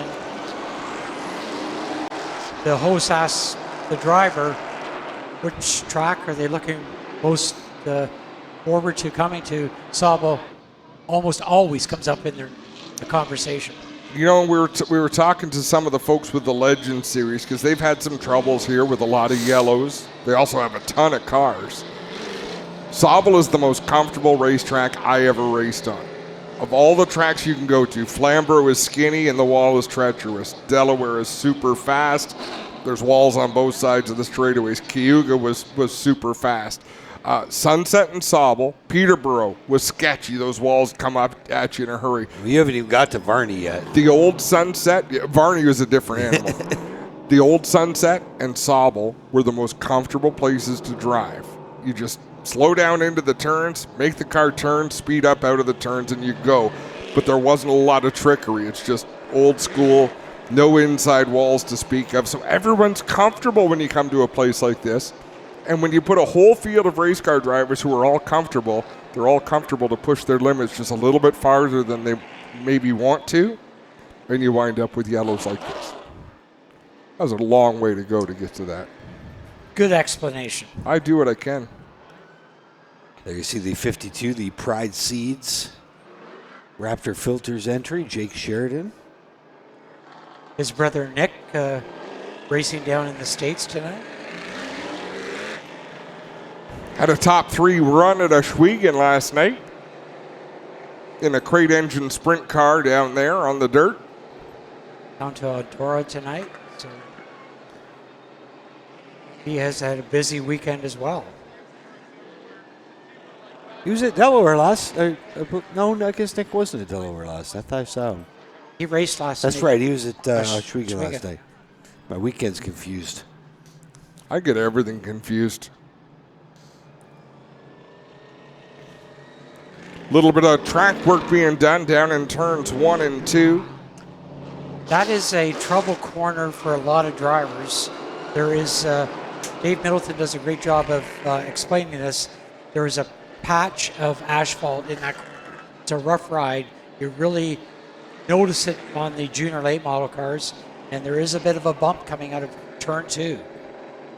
Back in the days of All-Star, when we used to time trial in the afternoon, before the track was repaved in 1997, that corner in the afternoon, we would burn the asphalt right down to the old gravel underneath. And that following fall, it was repaved. Funny thing, it happened. It's happening again. I remember my first trip here to Sauble. It was the first time I'd ever been to a racetrack without outside walls. Now again, that's going back the wall, 1984, 83-ish. Okay, wow. The wall went up in 1986. Okay. The first year I announced here in 1985, there were no walls. Okay, so I'd never seen anything like that before I came to Sauble Beach. I watch a lot of racing online, like American Racing Network and Flow. There's a lot of tracks in the States that don't have walls. Yeah, yep. And then you've got tracks like Kalamazoo that have grandstands almost all the way around them. And they fill them. It's surreal going around that place. Well, that's what Jake Sheridan was saying about the IWK a few weeks ago. He's like, you never seen that many people in the stock car race in Canada. And he's right. Like, they get a crowd in the 10,000 range for that day. And the grandstands start from off of turn number 4 all the way around to the exit of turn 2. Definitely be on the bucket list to go down and see sometime. It's a beautiful part of the country. So Sheridan will set the pace here. Looks like they're going to get the one to go this time by. The cone has been removed.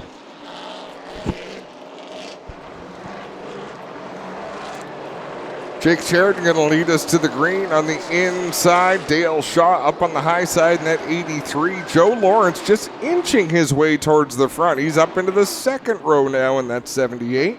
And where did he come from? Deep. Good job by the 2020 champ to filter his way towards the front of the pack. It's been a long time since we've seen him in victory lane. We'd love to go back there tonight. Sheridan's going to fire first. Shaw on his outside. They'll race down into 1 and 2, side by side. Sheridan with a good launch. He'll have the lead down the back straightaway. Shaw going to tuck down in line ahead of Kyle Steckley. And look at the bumper tag into 3 and 4. Steckley got into Shaw. Shaw into Sheridan. They all keep straight. Sheridan will hold lead off turn 2 in the 52 machine. And of all the drivers that have had issues here tonight, am I wrong to say that Andrew Gressel is at the top of those fighting their way back through this field? The 81 is back into the top 10. How about Taylor Holdaway knocking on the door of the top 5 after starting out back? Passed his car in practice here earlier today. He's racing with the 19 of Connor Pritico down into 1 and 2. Pritico on the top. Holdaway on the bottom. That's the race for 6th spot. Pritico, winner 2 races ago at Delaware Speedway, his 2nd career win. And well inside the top 10 in points. Kyle Steckley to the inside of Dale Shaw. That's a battle for the 2nd spot. Down into turn number 3. Steckley down the inside. Shaw up on the high side, but gives Steckley the advantage at the stripe. Steckley's come up from near the back in this one. Now up to 2nd spot. Dale Shaw falls to 3rd. Josh Stoddy in 4th. And Joe Lawrence at 5th.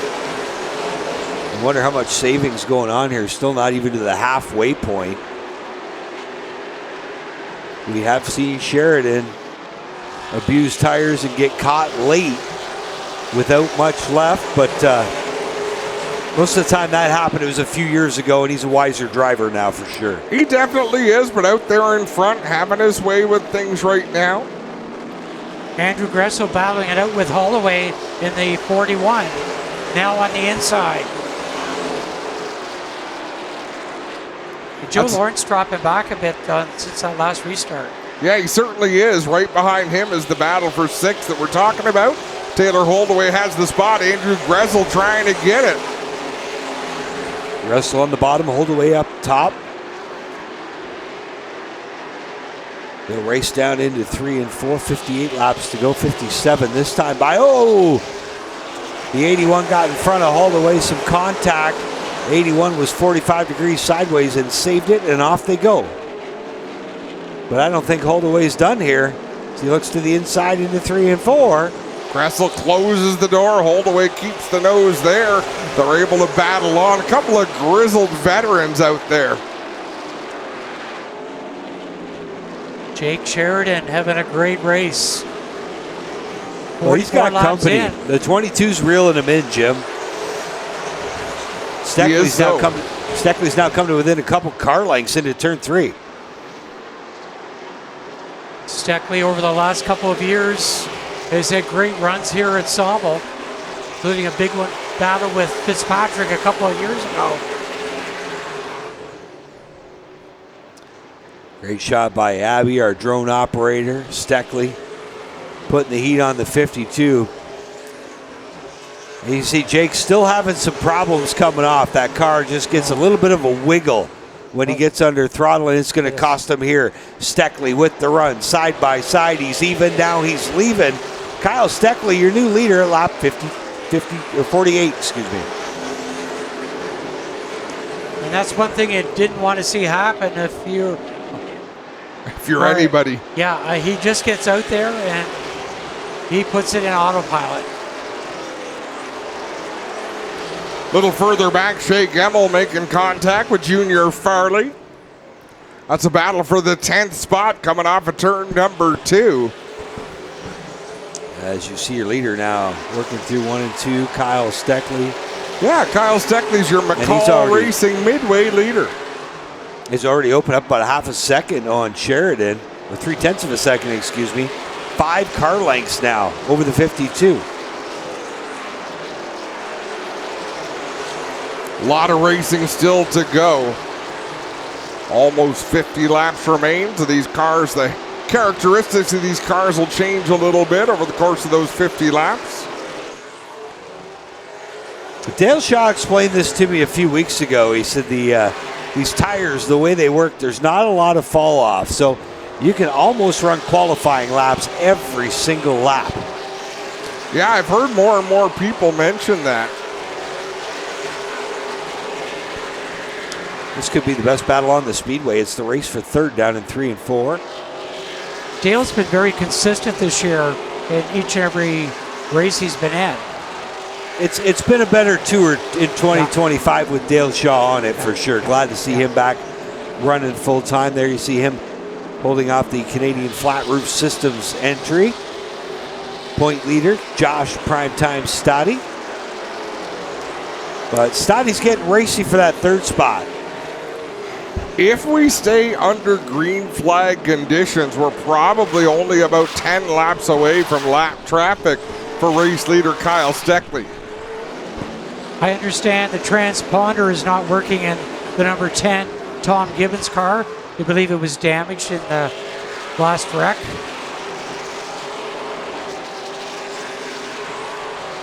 Well, I can tell you he's running behind Connor Pritico and in front of the 72 of Farley right now.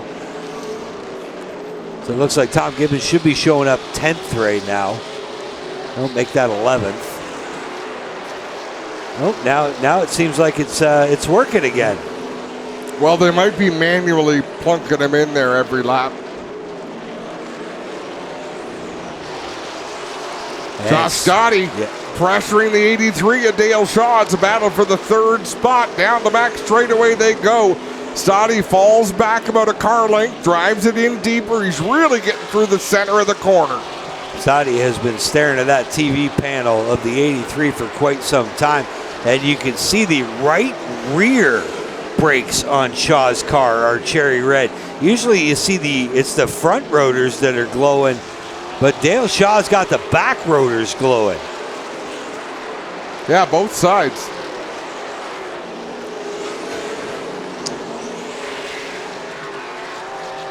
You can see him down into turn 3. The left rear rotor starts to glow, and we can see him by our position on the front stretch. The right rear brake rotor glowing. And he's having to use those brakes to keep Stoddy back there. I think the 17 might just have a little better car. Prime time, Stoddy, your point leader. Chasing that first APC championship, and right now working over Dale Shaw in the 83 with 37 laps left to go here in the APC 100 at Sauble Speedway. Steckley's going to come up on traffic very quickly here now. Tom Gibbons just got around Connor Pritico Jr. Farley gets through as well. Shea Gemmel trying to do the same thing. Tom had a top 3 here a couple of years ago in the series. There you see the 22 of Kyle Steckley, the Auto Parts Center Pennzoil sponsored entry. The Milverton Missile to the stripe again. 34 laps to go as he is just picking them up and laying them down here at Sauble Beach tonight. Josh Dottie keeping the pressure on. He'll look to the inside in turn 3. Shaw closes the door. Stoddy still with his nose to the inside. Trouble in turn 2. One around. Ty Kavlin's gone around in that number 7 car. That was not what Jake Sheridan wanted. That might have been his chance to get back in touch with the 22 of Steckley as they were working their way through lap traffic. And what a battle going on between Dale Shaw and Josh Stoddy for third spot. Fun race to watch for sure. They really strung together some laps there, about 30 laps. Just to show that they're capable, Jamie. Ty Kavanaugh out of Owen Sound. Made a couple starts with us last year at Sauble Speedway. Ty started here in a junior late model, raced a bone stock, and then went into a late model. It's always great when the series goes to a track and some of their local talent joins in for the fun. And he was running with the pack. No, he's been a good one. He raced a lot down at Flamborough a couple of years ago. Well, is that a former J.R. Fitzpatrick car? I want to say they bought a car from Fitzpatrick at one point. I can't answer that question. His dad is a very smart man on chassis, motor work, one of the best, Tony Calvin. Back in the day, the brains behind the 94 Tim Schmidt's car. Okay. Yeah. A little bit of success there. Yes. Officials still working on the running order.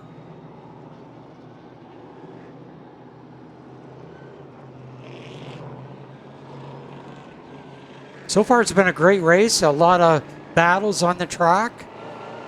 Yeah, we lost Cole Quinton, but then I think at this point, Tyler DiVincenzo, the only other driver, a lap down to the race leader. Everybody else on the track on the lead lap, battling for position.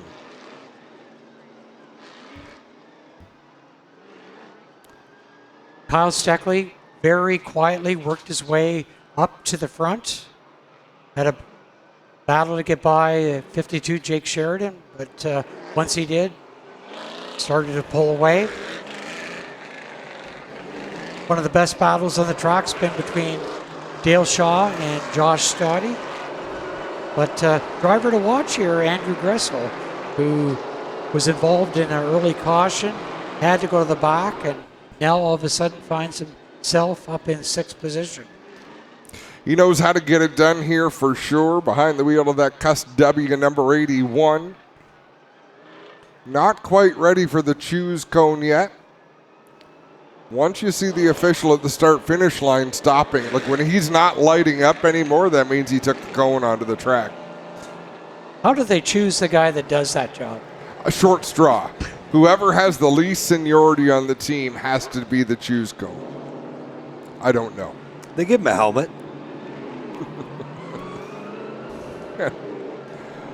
What they say, life's hard, wear a helmet? So here he goes. He's living it. Now watch how quick he gets it. Look at that, the footwork. That's like Kramer being the ball boy on Seinfeld. Everything comes back to that. That's right. Kyle Steckley just took the outside. Oh, Andrew Gressel hit the cone. Oh, that's problems. Who was it? Was it Trayton Lapsevich that hit the cone at Peterborough a year ago? 2 years ago. That was the first year we had the cone. 2 years ago. I believe that puts him to the back, does it not? That's what I'm waiting for. Here we got a replay. He wanted to choose the inside, just a hair late.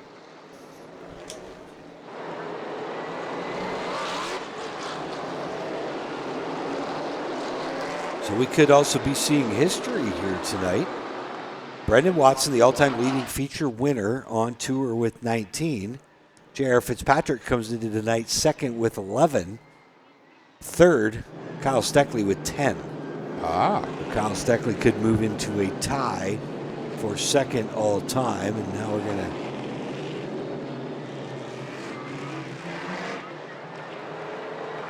They are pointing the 81 to the back.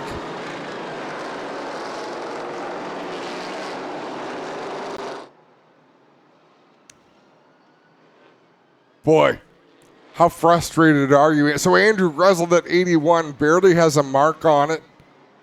He got into some mishaps early in the race, but not enough to do any damage. Did a great job coming back through the field, not beating up that race car, and now he's got to do it all again. But the only thing he's got going for him right now is he's still got 34 laps left. Beautiful car, that Canadian Union of Skilled Worker number 81, the Sauble Beach Road Warrior will restart tail end Charlie. Control car is on the outside. That is Kyle Steckley. On the inside is Jake Sheridan. Sean Gibbs, green in hand. We're off and running. A good jump for Steckley on the high side. Steckley gets away on Sheridan. Now, Stoddy's got Shaw caught on the outside, but Dale Shaw, great job to hold off the 17. Here comes Sean Chenoweth now back up into sixth spot. Got one spinning across the front straightaway down into the grass. That's Kendra Adams in a cloud of dust.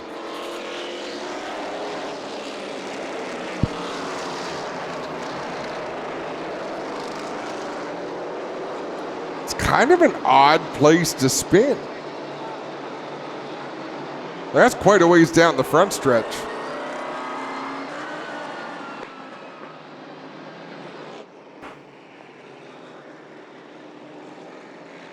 Doesn't look like any damage to speak of on that Mobil 1. Connell Construction at number 2.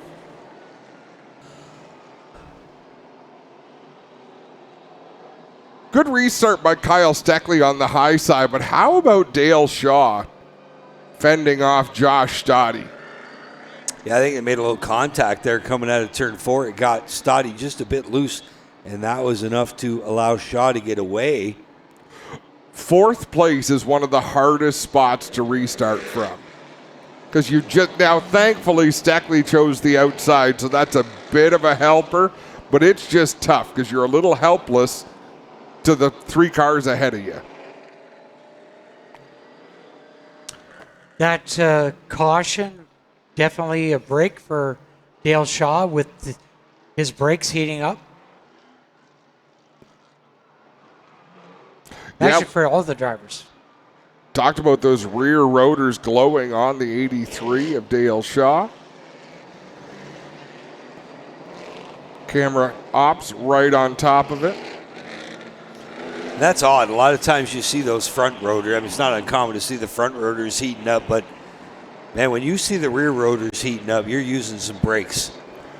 You never know. You know, there's so much technology comes about with different compounds, different brake pads that they can run. Don't see the problem in racing like it used to. Used to be in these long distance races, it was a glow on them. The technology is, like you say, has really improved. Taylor Holdaway going to pick up a row, courtesy of the choose cone.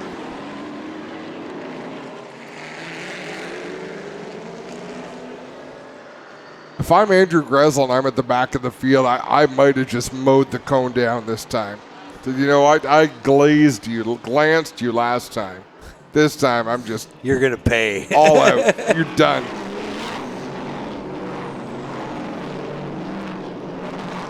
I wonder if they have a backup cone. It's the official. Ooh. He stands there.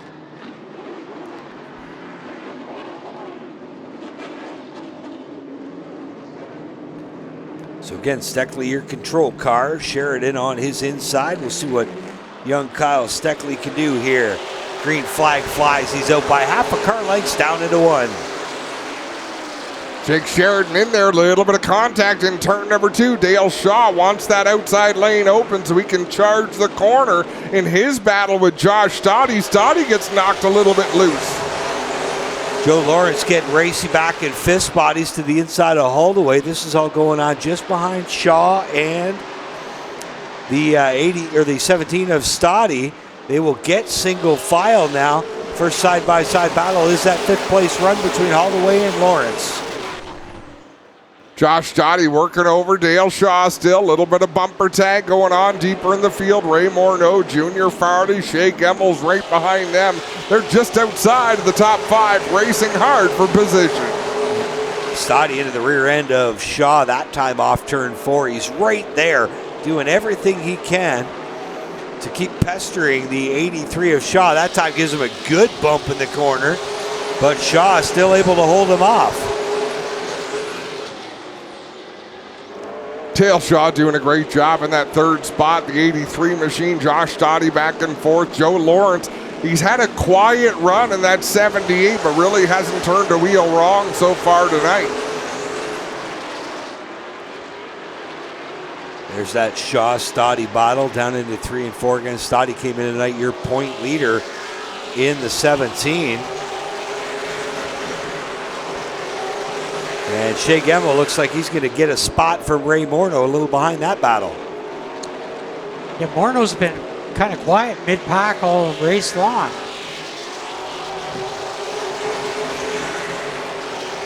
He's in some trouble there as Gemmel to his inside in the 3 machine. There's Junior Farley right there as well after going to the back of the pack. He's trying to make his way forward and trying to figure out which one to follow with 25 laps left to go. I thought it was a no-brainer. Shea Gemmel had the better line, had the better car at this point in the race, but Ray Morneau proving me wrong. Putting up a great fight from the outside in that 30 machine. Gemmel on the bottom, Morneau up top. That's the top left in our split screen. Bottom right, you're seeing Dale Shaw and Josh Stoddy. They've been racing for 3rd for about 20 laps now. Couple of wily veterans going at it. Josh Stoddy, your point leader. Shaw, our inaugural champ. And now Gemmel able to close the deal top left, and Morneau goes around. And I think Ray Morneau tried to get into line, but there wasn't enough room there, and Junior Farley was already to his inside. And I don't know if he tried to get into line just to be in line, or if he wanted to get in line to maybe put the bumper to somebody. Let's have a look at the replay here. Well, no, I think he just got some help. Yeah.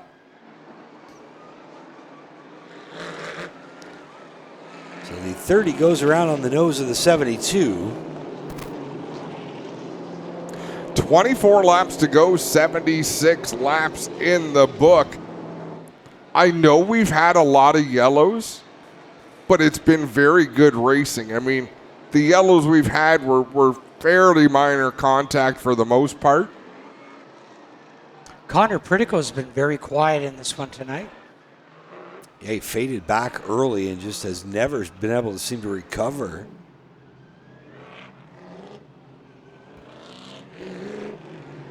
Joe Lawrence having a solid quiet night up into 5th.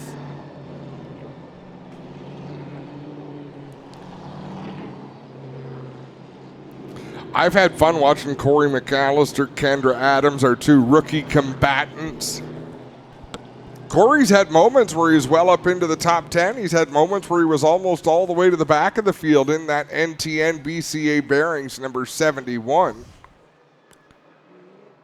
Kendra has spent most of her evening deep in the field in that 2 machine, but she's been right in the battle. There's Corey McAllister. That NTN bearing machine. If you like this action, we will be back in action Saturday, August 23rd. We will return here to Sauble Speedway, our second of 2 visits on the year. And then August 30th, we will be at Sunset Speedway for the second event of the season at Sunset. And September 27th, Great Canadian Weekend, Delaware Speedway. Thanks for our APC Late Model Series calendar on Racing America.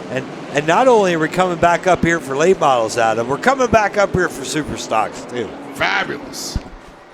Two more races in the Dayco Super Stock Series in 2025. Had 2 different winners this year. Carson Nagy with opening night win, as well as a win on the second race. And the other win going to Lane Zardo at Flamborough just a few weeks back. I look forward to the race here at Sauble. It's going to be a dandy as that series tightens up and comes down to its second to last event. We'll obviously crown the champion at Delaware, but we've still got a crown a winner here at the beach tonight. Steckley, the control car on the outside. Sheridan hangs tough on the bottom. Good run by Jake the Snake. We'll see what he can do off turn 2. Steckley gets away once again. Steckley's just so smooth up on the outside, able to get back to the throttle, which takes our attention back to Dale Shaw and Josh Stoddy. Dale Shaw does a good job once again.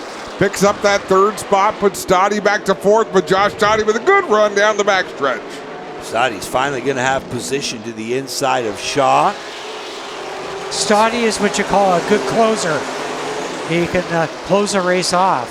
And right now, he's starting to put the power on. He's trying to deal with Dale Shaw in the 83, but Shaw able to hold him off for the time being now. Stoddy gets him a little jacked up through 3 and 4. He's got to worry about Chris Lawrence as well. And how about the 72 of Junior Farley? He's went to the back once tonight, all the way back up to 6th now.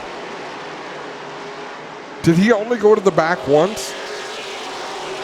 He must not have gone to the back the last time.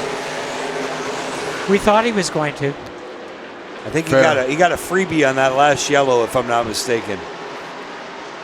Farley gets ahead of Taylor Holdaway now. Next in line for him is going to be Joe Lawrence in that 78 machine. Into the final 20 laps. It'll be 18 to go next time they come by the start-finish line.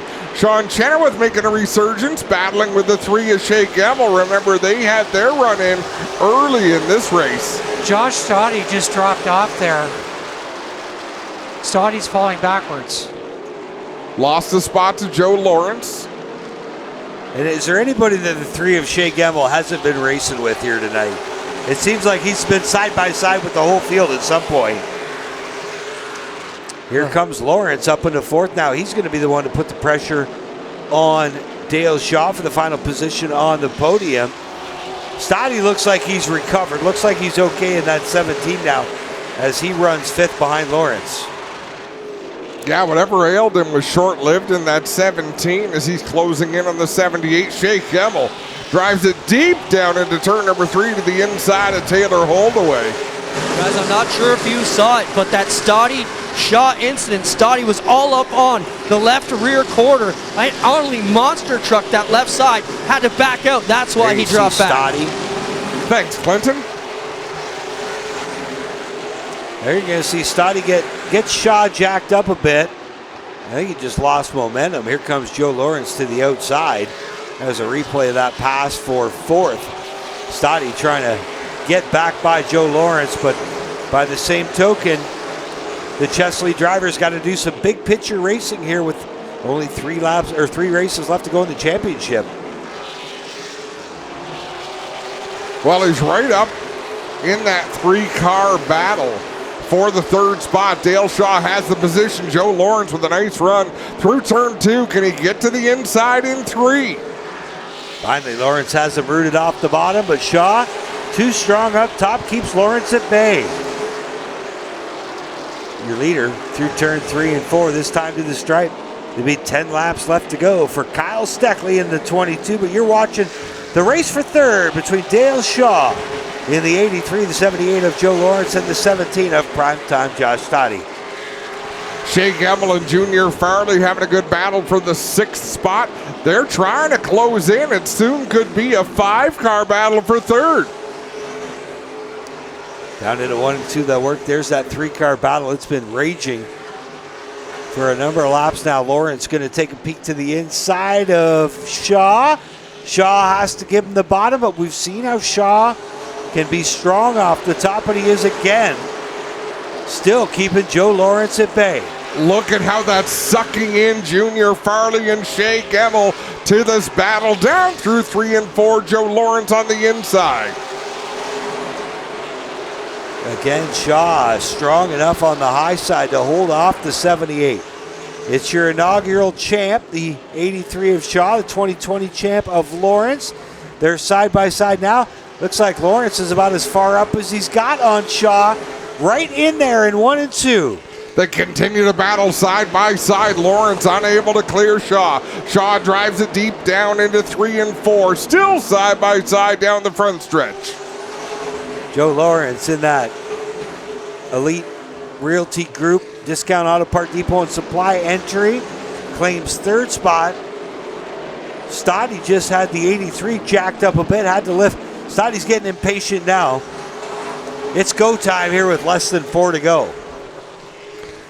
Laps winding down. Kyle Steckley all by himself out in front. The race on the racetrack is between Josh Stoddy and Dale Shaw side by side up at turn 4. Shaw again hanging tough on the high side. Stoddy down low. This is the race for fourth. Stoddy, your point leader, trying to minimize the damage here tonight and keep a solid lead heading into the final 2 races of the year. He'll finally clear Dale Shaw. Now Shaw comes under fire from the 72 of Farley. Not quite clear, but he cleared himself off of turn number 4. White flag in the air. Off turn 2, Kyle Steckley for the final time. He'll work down into 3 and 4. There's your leader, top left, working around Andrew Gressel. Steckley will come through to win his 11th career win, tying him with J.R. Fitzpatrick for second all time. Sheridan third, Lawrence fourth. Junior Farley fifth over Dale Shaw and Shea Gemmel. That was close. The Milverton Missile, Kyle Steckley in the 22.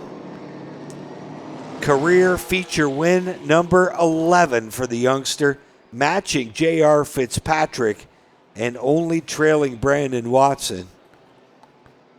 And I don't know, is he old enough to drink in the States yet? He's got to be right about that age. Right about that age for sure. Has done a lot in a short amount of time. What a show that was. How about Joe Lawrence with a 3rd place finish? Nicely done. Definitely the best run we've seen from him all year. After what had to have been a disappointing qualifying run, where did he start that race? Started 10th, but 10th out of 18 is not what Joe Lawrence expects. No. Taylor Holloway, a good run from 16th into the top 10 tonight. He was competitive, running just outside the top 5 for most of the night. And exactly what you want to see. A lot of hurt feelings, but not many hurt race cars. Clinton Jeffrey is down there in victory lane. He's going to catch up with our top 3. Thanks a lot, Adam. Kyle Steckley taking a breather here. He will work to get his safety gear off and just take a moment to catch his breath. It seemed easy, but you know you're still out here trying to muscle these cars around. Jake Sheridan out of his car, Joe Lawrence as well. What a great night for Joe Lawrence as well. But Steckley and Sheridan seem to be the class of the field tonight. And Steckley gets the head sock off. He will work his way out. He will get his ball cap and a cold drink. And then he'll come out and salute you fine fans here at Sauble Speedway and pick up his surfboard.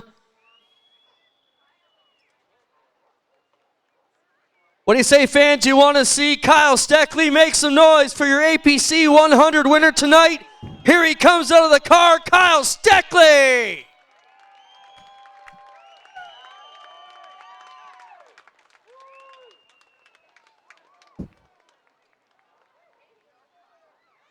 We'll get Kyle around the front for a few words here. Kyle, my first question for you, was there any conservation going on tonight? Because you just looked like you were gone, man. Yeah, it was good. I mean, I definitely really didn't think we had that good of a car to start the day. We were 6th in practice and 10th there in qualifying, which was a bit concerning, but stuck with it, and my 22 racing guys never gave up. They gave me a really good car again tonight, and happy to be back here in Victory Lane at Sauble Beach again. And obviously the APC 100 is special, and APC Auto Parts Center is on the car here, so big thanks to them, everyone with the series, everyone who came out to support. It was a huge crowd tonight. Obviously Pennzoil, Dayco, Stewart's Equipment, AW Millwrights, everyone who's on this car, and happy to pick up another win for my guys. Speaking of wins, you're second on the all-time win list now. It doesn't seem like you've been racing late models that long. What does that mean to you? Yeah, it's huge. I mean, this series is the most competitive series in Canada by far. So to be second on that list in, I feel, a short period of time is really cool. And, you know, I just love racing against this group of guys every week with this series and doing it with my local guys. Right on. Make some noise for your winner tonight, Kyle Steckley. Well, Jake, solid run for you. I know you always want to win, man, but a good points day. I know you don't want to talk about that other thing, but let's talk about it, man. You were good. You're in the run. Did you just know Kyle was gone, or were you still pouring it on? Yeah, no, I'm frustrated with our deal. We just didn't get any better all day, but happy it was still good enough for second. You know, we'll take a good run. We've had a good year, and you know, that's not really any consolation to not trying as hard. We're trying as hard as we can. Just you got to take the wins in the seconds, I guess. So we'll take it. You know, we put a water pump on, and we didn't even hardly make it over qualifying today. We had that happen in practice. So all in all, we had, you know, a pretty good day considering we didn't even know if we were going to make it out. So really can't thank everybody enough that pitched in the pits, got us back together out here, and really it's still a solid run. You know what we had to do, and you hold your ground when you have to over here, and you pick and choose your battles, let them go when you got it. So can't thank Pride Seeds, Raptor Filters, Reynolds Trucking, Vibrant Farms, Collins Construction, and you know, all the guys enough here that helped me out, and Strike Energy System Solutions, sorry, they've been a huge help, and McCall Racing, everyone's been really great. You know, put a great season together. We just got to keep digging a little bit stronger here. Right on, thanks, Jake. And don't forget, he won a race last night at his home track. Let's get over here and talk to Joe Lawrence. They're taking family photos here with the trophy. Joe, what a drive, man. You were quietly there all day, I guess is the best way to put it. We talked about everybody else, racing everybody else, and the 78 just kind of snuck into the podium. Tell us about how the day went from your perspective. Yeah, we unloaded not very good. I'm not gonna lie. These guys worked their butts off all day. We changed everything. I think wholesaled it before qualifying. Then I messed up my qualifying lap, so that probably kind of put us a little further back. But we had a good car, and it's just really nice to get up here in the top three. Obviously, just a stacked field, a lot of good guys. So really just enjoy being here, and I got to thank these guys, Elite Property Groups, and Dad's Jesse Kennedy helps us a lot too here, and we're just finally happy to be here. Good to see you smiling, Joe. Joe Lawrence will be third. Jake Sheridan second. Your winner, guys. Kyle Steckley. Take us home, boys. What a great night here at Sauble Beach. It's always a great night at Sauble Beach on the long weekend. Jamie, I can see you've already crunched numbers. I've been doing the math. Unofficially, Steckley came in with 11-point lead tonight. Jake Sheridan now within 8. Kyle Steckley now within 9. So it's a long ways from over 3 more races to go. It should be a heck of a finish to the 2025 season. tight battle is exactly what we expect in the APC series. What a night here at Sauble Speedway. We will be back in 3 weeks' time. On behalf of Clinton Jeffrey, Dave Middleton, Jim Irvine, Jamie Maudsley, I'm Adam Ross saying so long from the beach.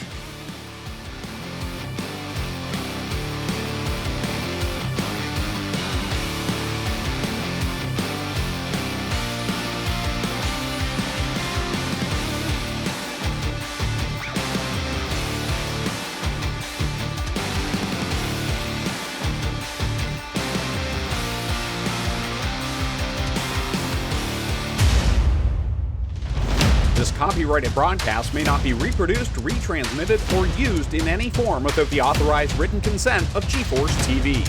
GeForce TV would like to thank you for your support and for watching today's broadcast.